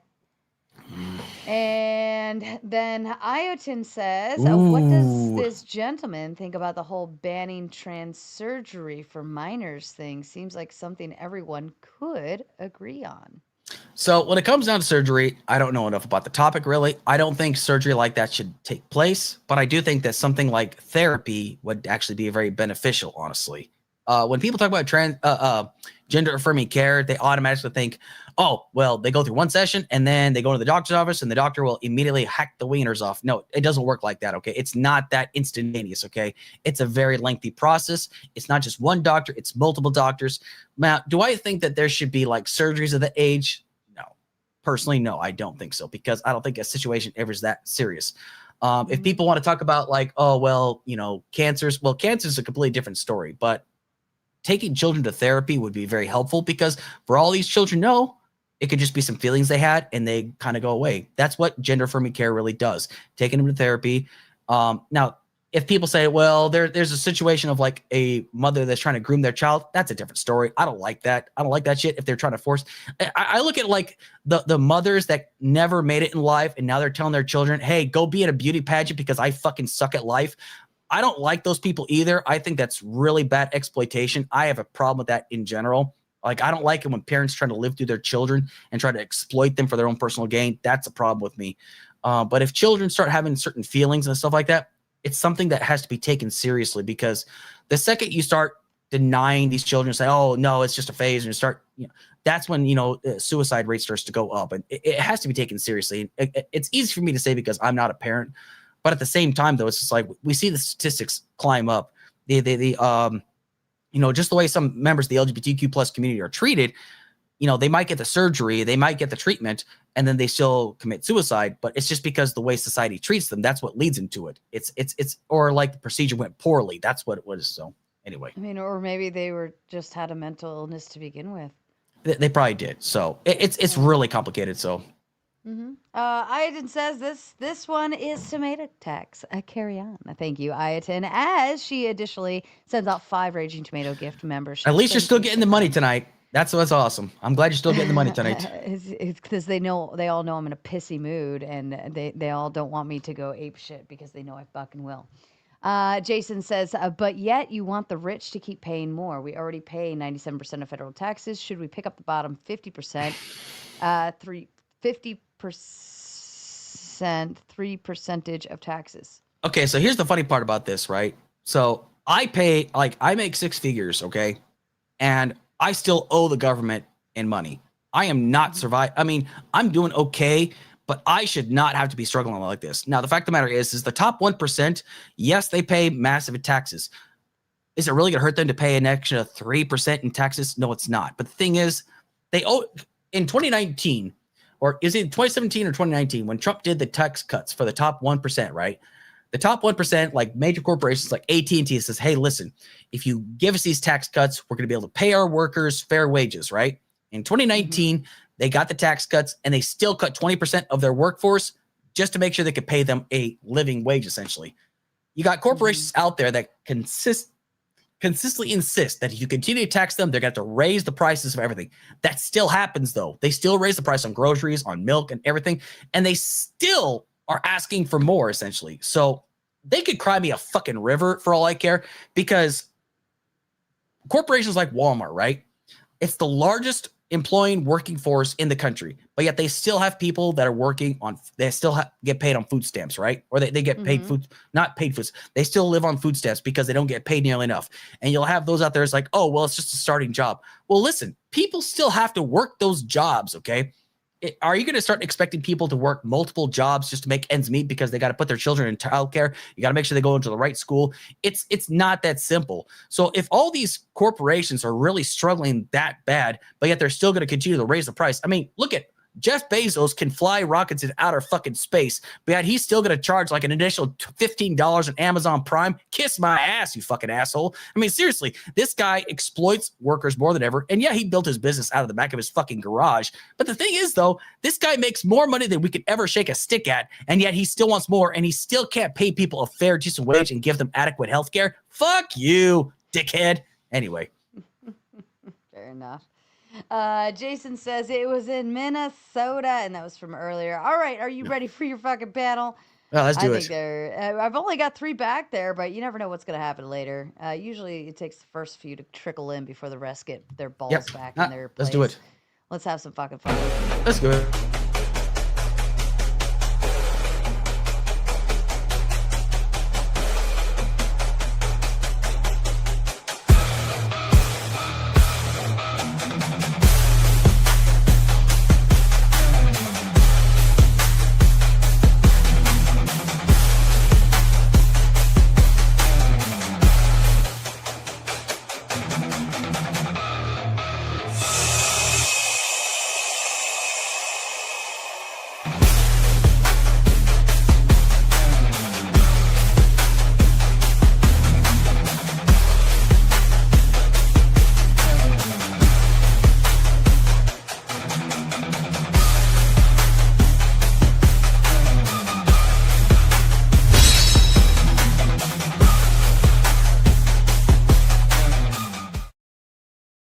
All right, boys. 3 regulars. And it's funny because I've got Ryan, who is our residential progressive lefty. Oh, Alex knows me very well. 110%. Clay is, I feel like Clay is stuck somewhere in the middle, but you're still on the Christian values and you're a First Amender. So you come in with a different spin. And then Jason, I think, is our powerful right wing, probably Christian. And he's probably going to be the one that's going to give you the most pushback from that I'll say side. now I'm top 5% earner. There you go. So we've got 3 different angles coming at you, Alex. But I first want you to list off, because I just want you to list them off. The content creators that you think could be that you have problems with, or that could be better at being the progressive lefties. Well, I would say like the best progressive content creators we have right now, Mehdi Hassan's like the best out there, I would say. Kyle Kalinske is like right behind it. Jon Stewart is great, which I would love to see him run for president.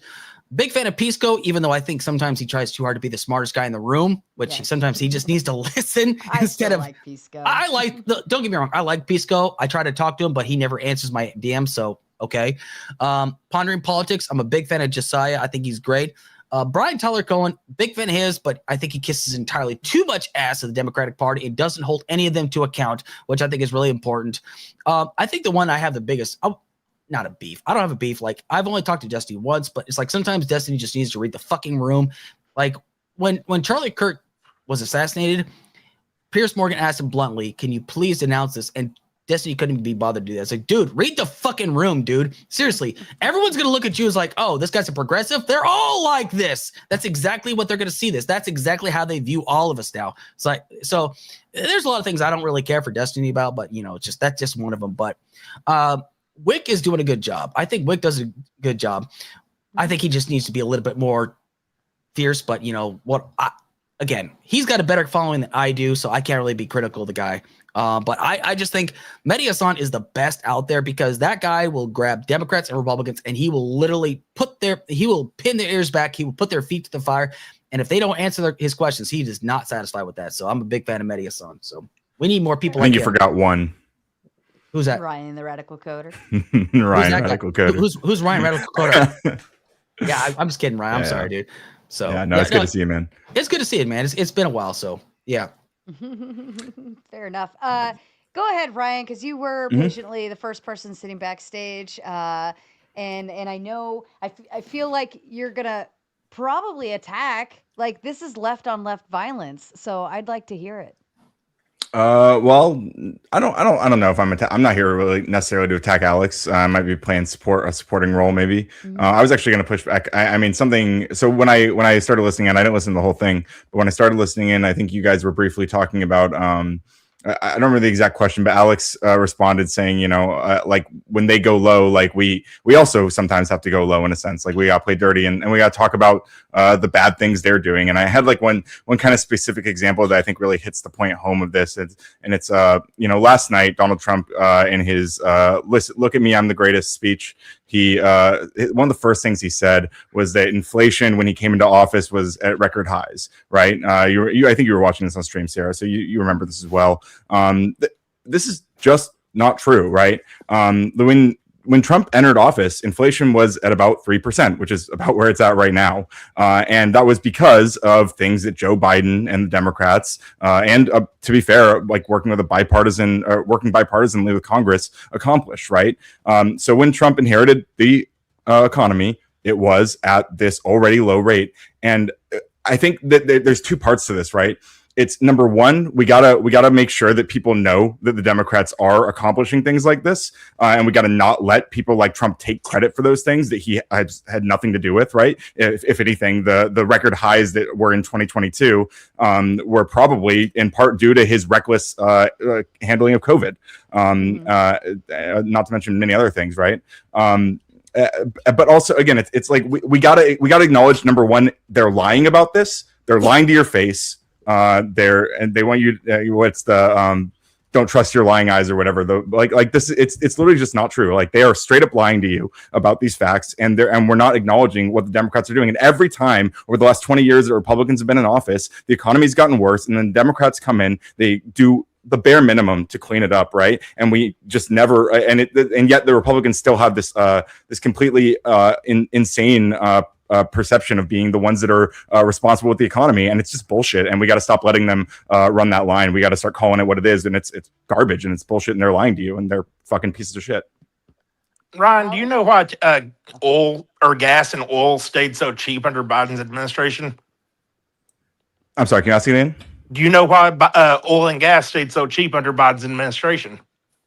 What is it when he released a bunch of oil barrels or something? Something that happened? No, he drained our federal reserves. Okay. He literally drained our federal reserves, and now if we ever get in an emergency, we're royally screwed.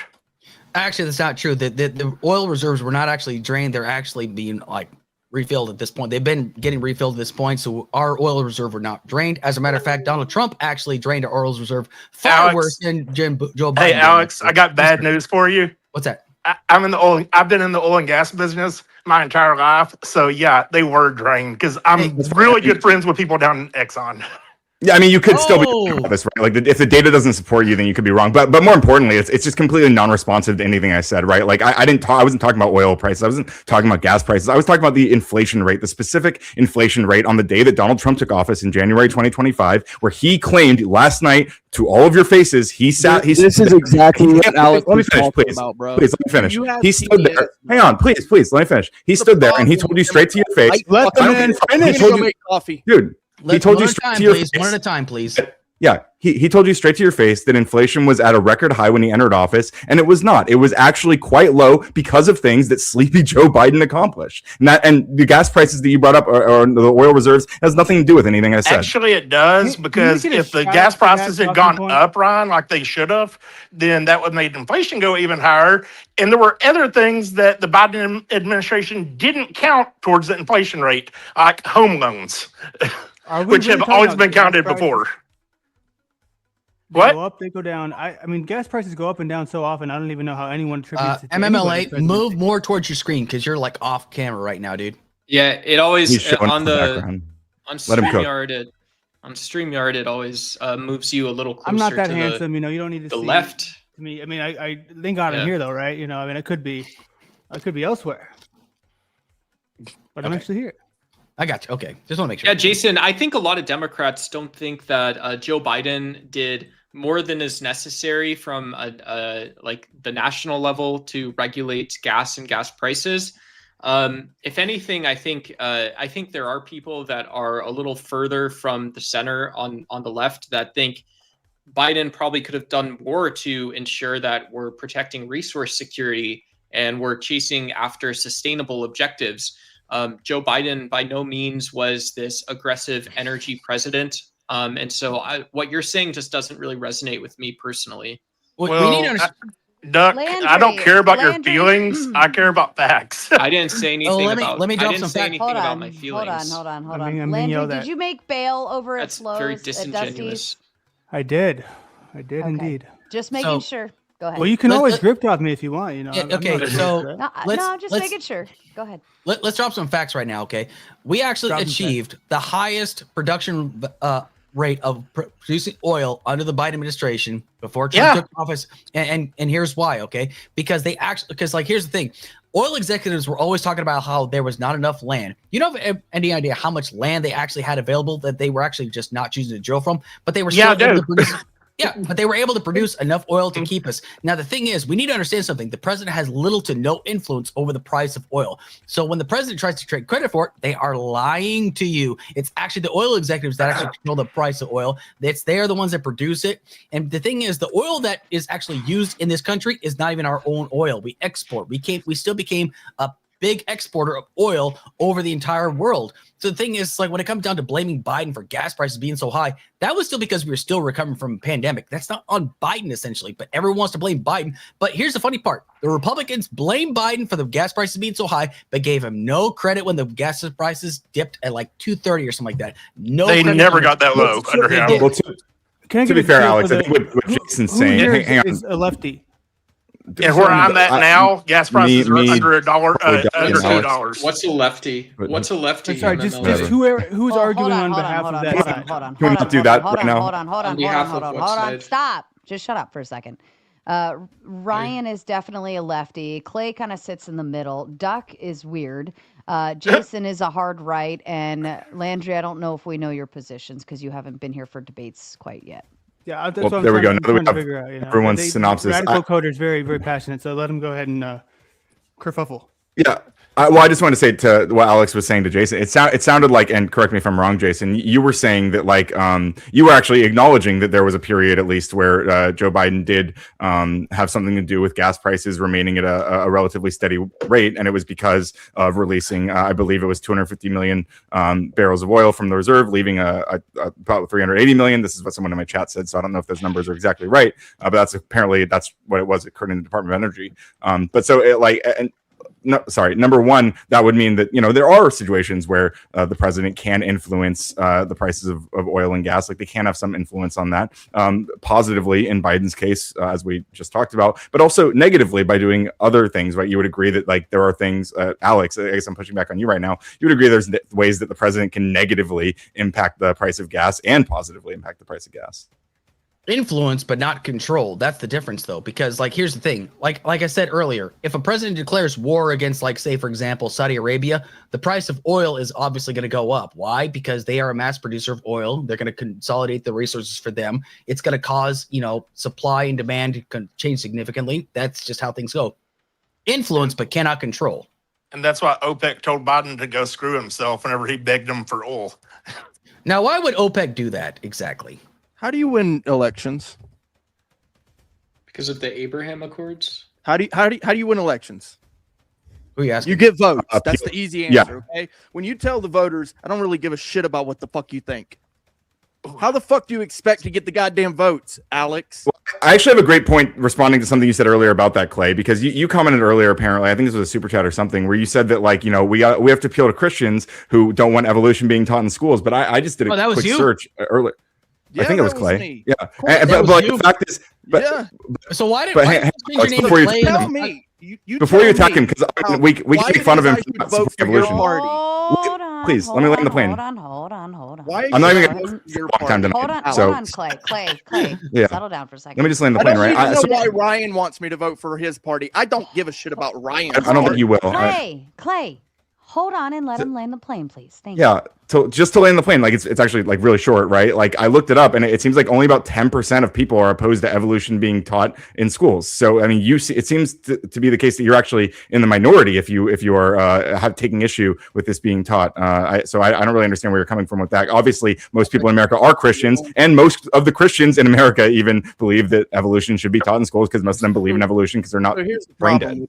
with that. It's not just about evolution. There's a lot of issues, right? So the Christians are the largest voter base, right? But Democrats say, I really don't give a shit what the Christians think when it comes to this trans stuff. Don't give a shit what they think when it comes to evolution, when it comes to certain types of values, right? But when I say this, instead of contending with that argument, what you say is, well, what do you want? The Bible taught in school? And I'm looking at you like, that's not what I said. You moved the goalpost. You took what I said and shat on it.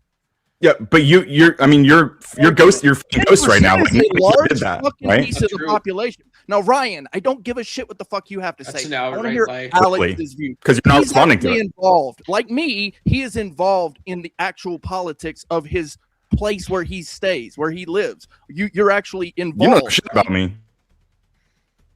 I don't need to, bro. You're a fucking spaz. Alex. Yes, sir. Go ahead. Please. So go ahead and post your question again because I was like listening to you and Ryan go back and forth. So why should why should Christians vote for the Democratic Party? Okay. Basically, yeah. Okay, so which Christians are we talking about? We talking about the evangelicals, we talking about the Baptists, we talking about the Southern Baptists, Western Baptists, Westboro Baptists, which Christians are we talking about exactly? Pretty much any of them. I mean, it is the largest voter base. It's like 70% of the voter base is Christian. Okay.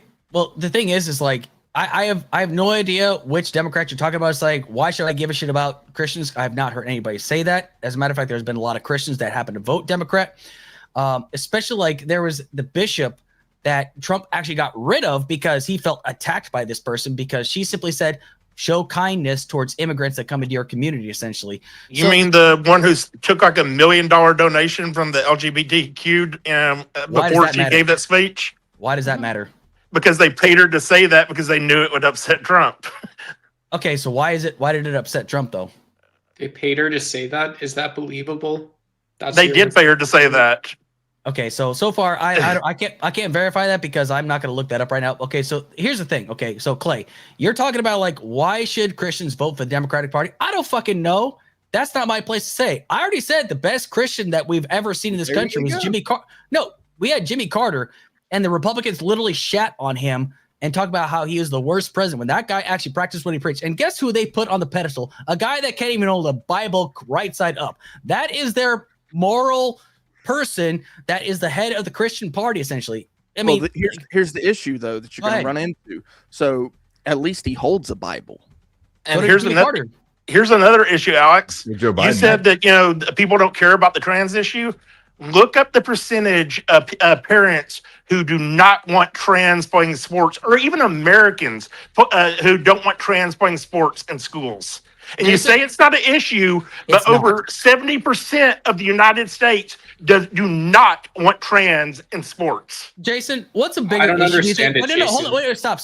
Jason, sorry. What do you think is a bigger problem? Children dying in school shootings or trans athletes? Go ahead and think real hard. Hey, Alex, tell me.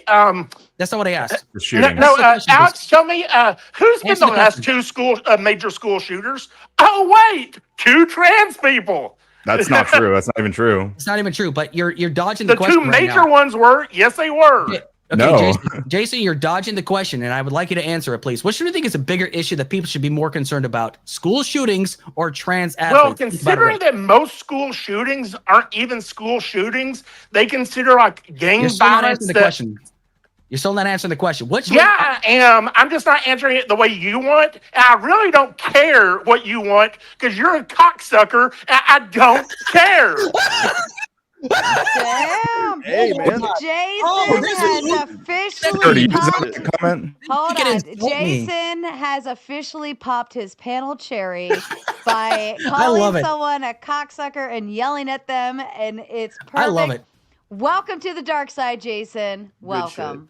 Go ahead. Hey, Back to you guys. There's a Look, reason look. I'm successful, and it's not by kissing people's like him's ass. There's a reason I'm successful. There's a reason why I'm liked This by is exactly everybody. why Democrats lose elections right here. This is exactly it, No, folks. Hey, Alex. For you. Yeah. Alex, Because tell me, Alex how old are you? subscriber YouTubers being mean to Oh. Jason? Like, what are you talking about, Clay? No, this is literally why it is, because if I'm seeing Alex said that he's part of the Democrat Party. He literally is involved. Yeah. Ryan, you're Okay, not so he's understanding working this with- part. so he's he's working actually a with the Democratic Party, okay. representative of his I Democratic mean, we say Party in his representative, local. not exactly. No, Just 'cause he he works with them. Alex, are Hey, you a Alex, representative of your Hey, You Clay, call hold on one yourself- I'm second. sorry. Alex, how old are you? 42 years old. Are I'm you I'm 4 really? years I thought older you than were you, way younger. and So? I'm retired and living Oh. very, very comfortably. Ask me if I give a fuck. Yeah, who said Well, otherwise? Jason? you want my Well- money to pay for your trans surgeries and all that, so yeah, you do give a fuck. Jason, shut the fuck up.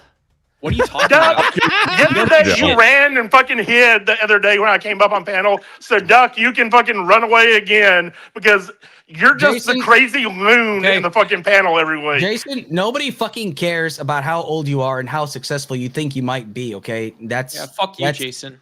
Yeah, nobody really gives a shit, okay? So And I don't give a fuck about anybody but Sarah. I actually like Clay, but the rest of y'all could fucking die in a car crash tomorrow. I wouldn't give a fuck. Oh, well, look at that. There you go. Look at this guy. happened? There you go. This guy really There's got your- angry. there's your He got Republican so Party. mad. There's your Rooster Republican Cogburn Party, got right? so angry Right, right Jason? now talking about me. You can all die in a car wreck. How dare you, sir? Hey, oh Alex. my God, I am so offended right Hey, now. Alex. I worked for Big Oil for I'm 50 playing the fucking years. I'm playing the little violin for you, Alex. Keep on crying about the trans not being able to have their surgery and play sports. Yeah, Fair You're an enough. asshole. Let me put a You're stop an for asshole. just That's a what that second. is. Let's You're lazy and you're an reset. asshole. Go ahead, Sarah. Lazy piece of shit. Let's reset. Thank This you. lazy piece of shit. Doc, Mama's in the chat. Be careful. Duck, do you want to? Hey, Duck, do you want to take an early vacation again? Because I'll gladly Yeah. send you. Yeah, I'll happily not be up here with you. All right. Okay, I'll make that wish come true then, Duck. Reset. We can There you all go. have fun and keep it clean. Number one, disavow. We do not wish anyone would die in car crashes. Please be gentle on the YouTube terms and It services. ain't my first death threat. So. We don't want to say things like that, Jason. And again, Pardon me, popping the Sarah. cherry, learning the rules of the road and TOS guidelines. But Jason was being hyperbolic and joking when he said that, but he does not actually wish death upon I anyone. apologize. Thank you. Ayatin says a big 10 and says, proud of you, Jason. I wish I could yell like that. I'm the one who fires losers like Alex and Duck and Ryan every fucking week. How do you do that when you're Jo- retired? Well, You see, fired. I did it until this year. I've I've retired done this until year, this so year. I fucking fired people like y'all my entire life. Yeah, you fired people that probably looked at you because you're like, damn, you're looking fat as fuck right now, dude. Holy shit. You Also, probably- you got I'm a type 2 diabetes. worker. Hey, Chill. you got a I'm not club- even fat, so that doesn't make any sense. Oh yeah, sure you're not. Anyway, Josh Sarah. Vet over on Ryan's side says a big 5, says 65-year-old retired loser sending thousands of dollars to an internet girl. Who said I was 65? Look, we got to give Jason credit for dropping the $100 from the word Sure. go. So we got to give him credit for that. Oh, and by the way, Sarah, Actually- go ahead and check, buy me a coffee. Oh, yes, sir. Ryan, you wanted to add in. That is Yeah, your super absolutely. chat. So first of all, thank you, Josh, for the $5. Always appreciate your support. But listen, I am not in the business of shaming people who want to give money to streamers and YouTubers. We provide you endless entertainment, hours and hours every day. We spend our time and life coming out here to give you stuff to listen to, give you content to enjoy. And if you want to give us your money, that does not make you a loser. It actually makes you cool as fuck. Just like you giving me this $5 made you cool. Jason giving Sarah and me money also makes him cool. Okay. And So, Duck, know as I that. fly my private jet in February and sipping champagne, I'll be thinking of the message Sheriff's fixing to give you. And yes, Fine. Keep it all assholes.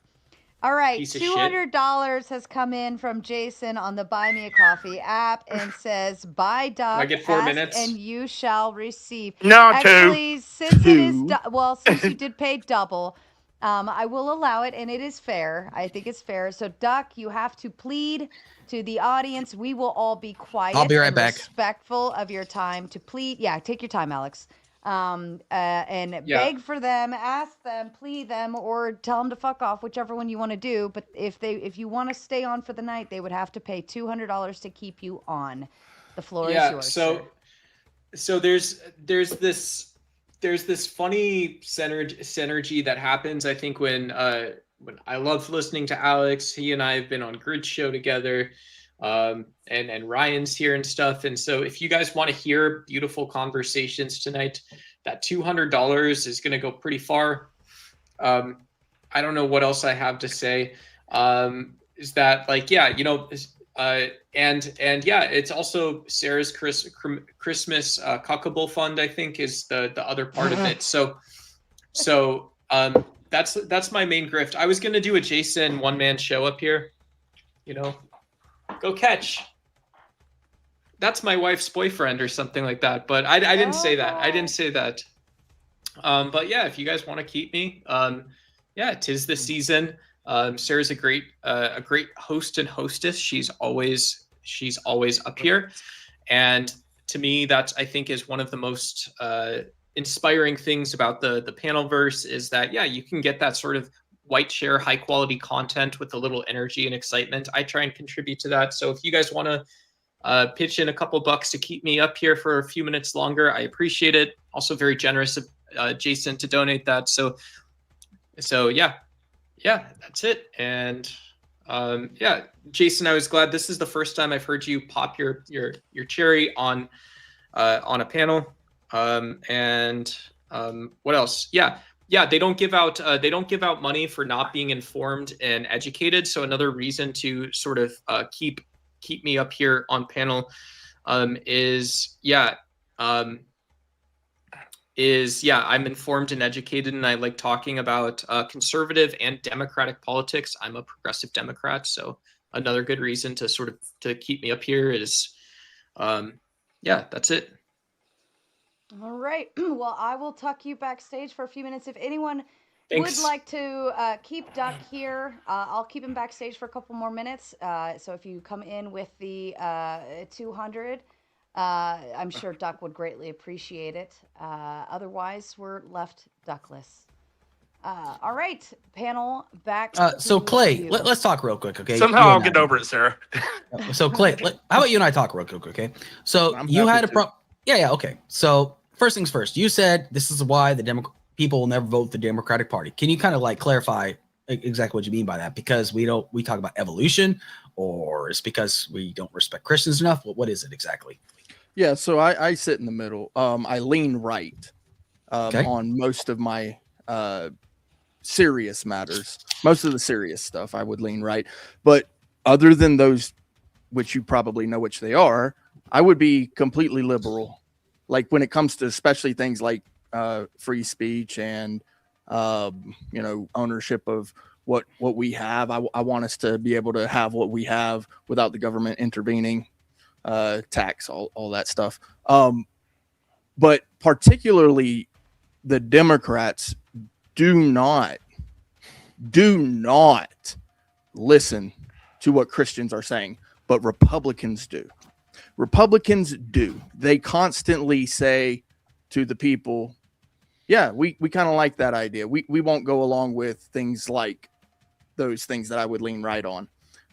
Abortion, trans issues, and not all trans issues. I am all about the ability for someone over 18 to be able to do with their body what they want to do. That's an adult, right? But Unless it's abortion. There are some Ryan, stop.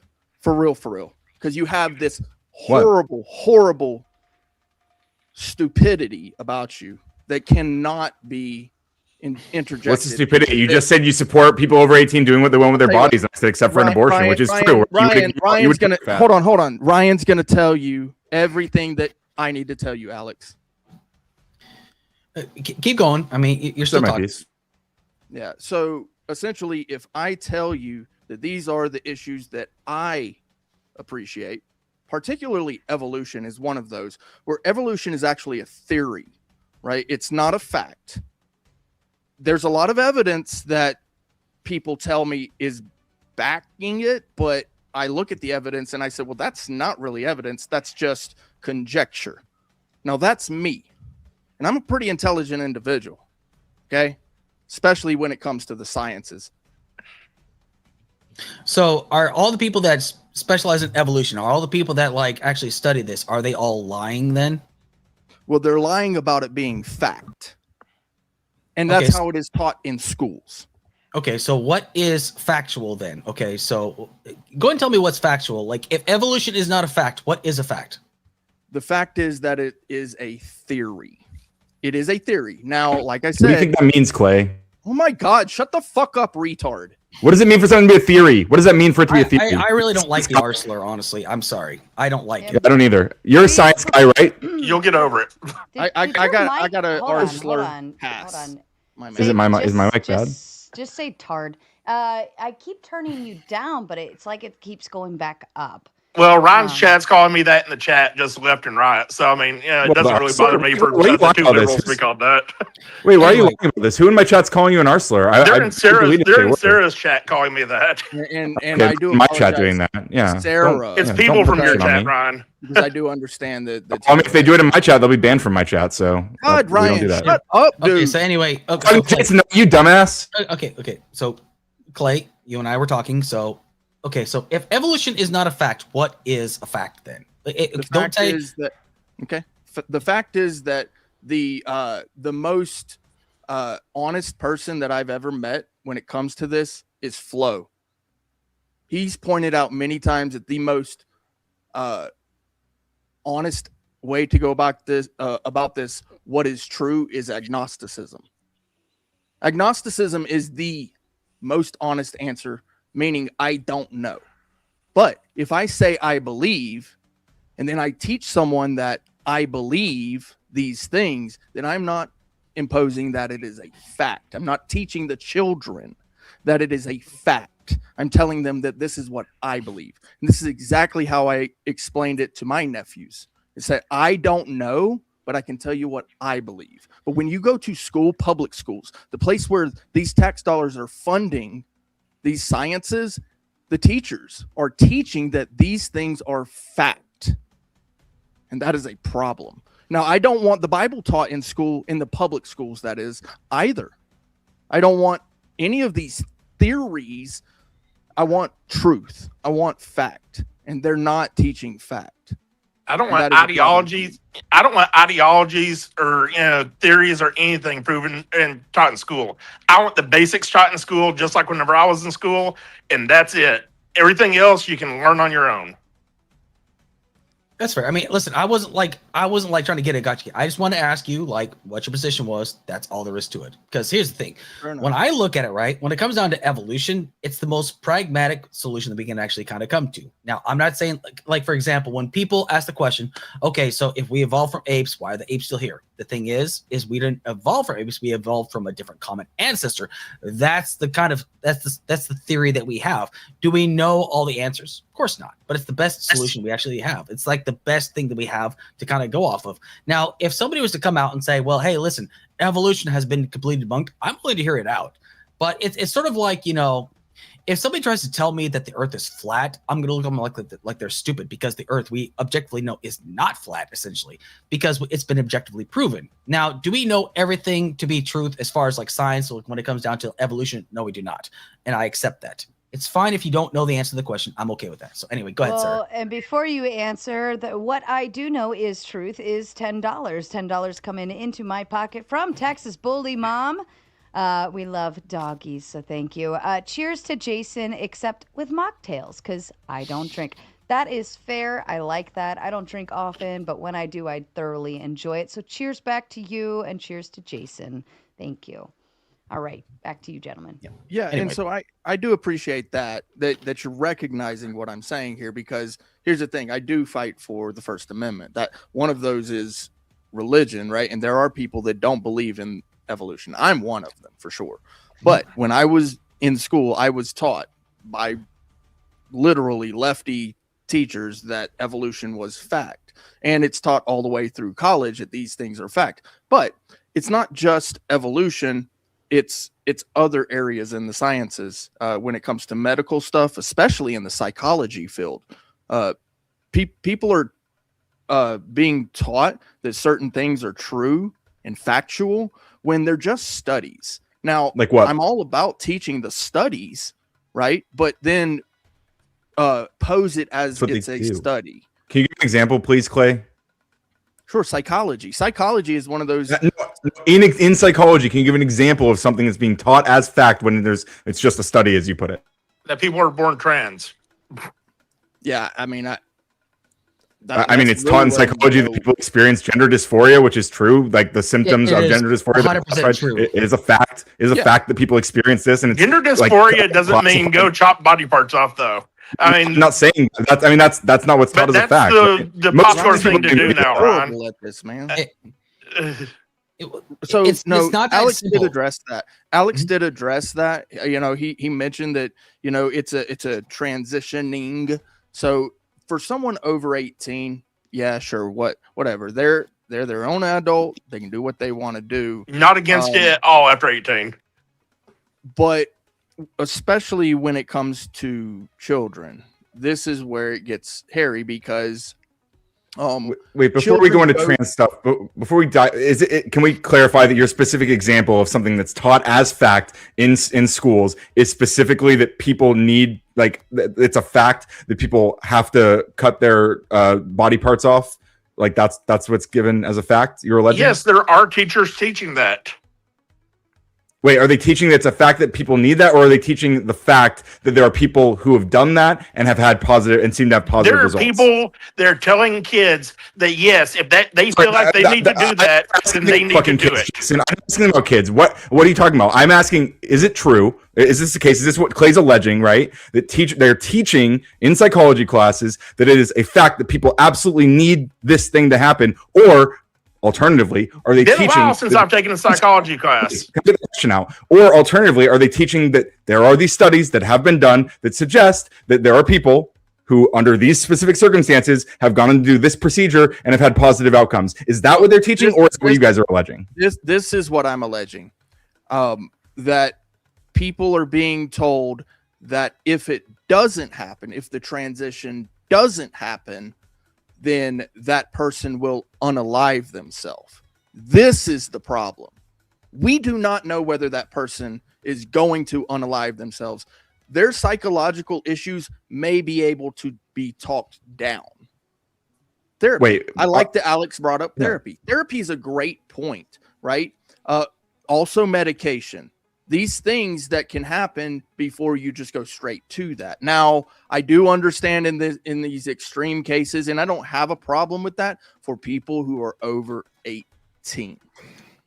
But to be clear, if it is the case, right, that there are people who fall in the subcategory of trans people who it seems like they have a certain set of traits, whatever, that have been identified, where this like group of people is seems to be more likely to end their lives if they don't have access to these sorts of things, whether it's surgeries or not, just having access to transitioning, right? And if there is data that supports what I just said, what is wrong with teaching that fact? That is a fact that there is data that supports that specifically. Because there's not any data, because even after the surgery, they're deleting themselves at a record pace still. And I know you're going to bring the bullshit excuse up of, oh, they're bullied.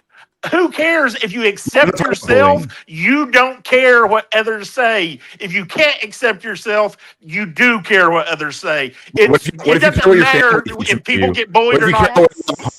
Bullying has been happening since the beginning of time. Jason, what if you care about having a home? What if your parents want to disown you? Guess what? It happened to me when I was younger, and now Hold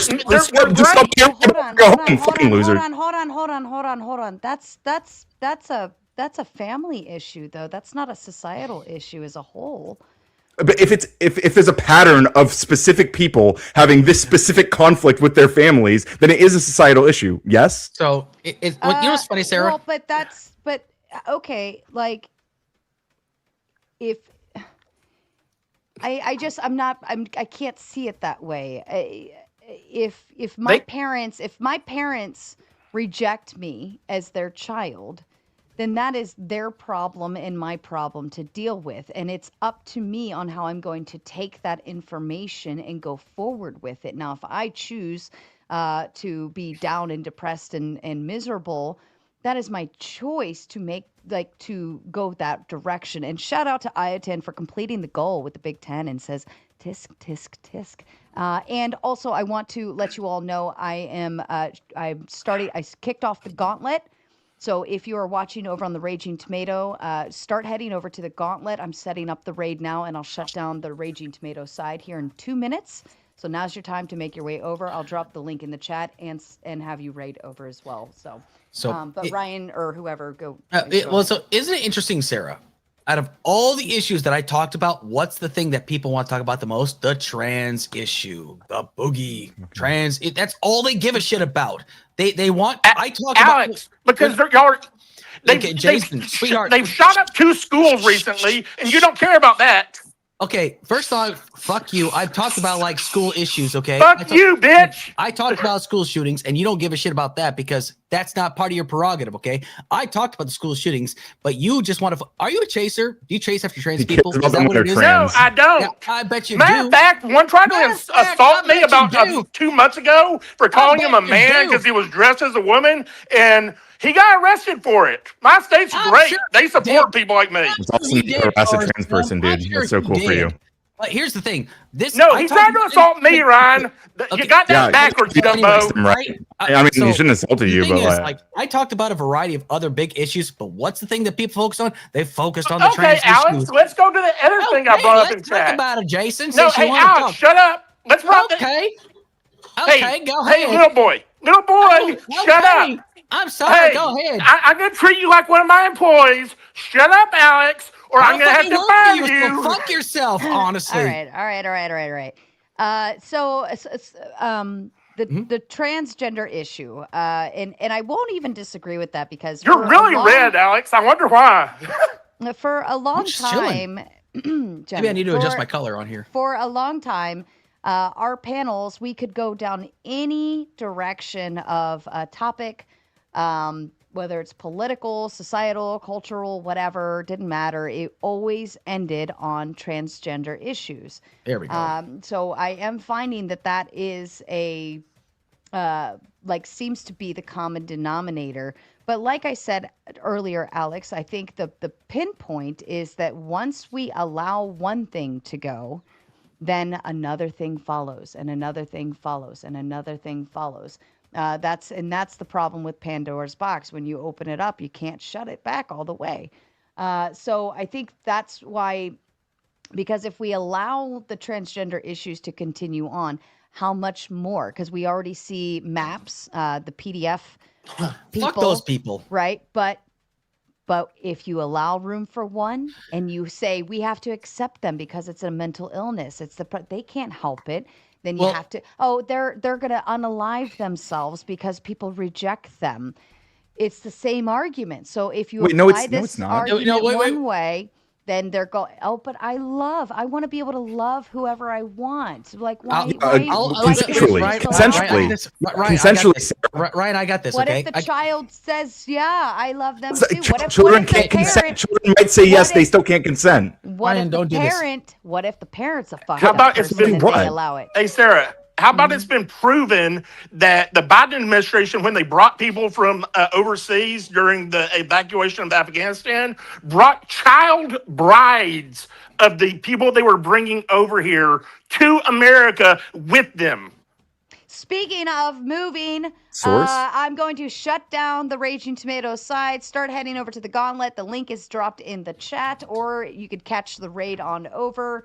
Many ways you can find your way over there. If you don't follow us over there, then you're an asshole and fuck off. Okay.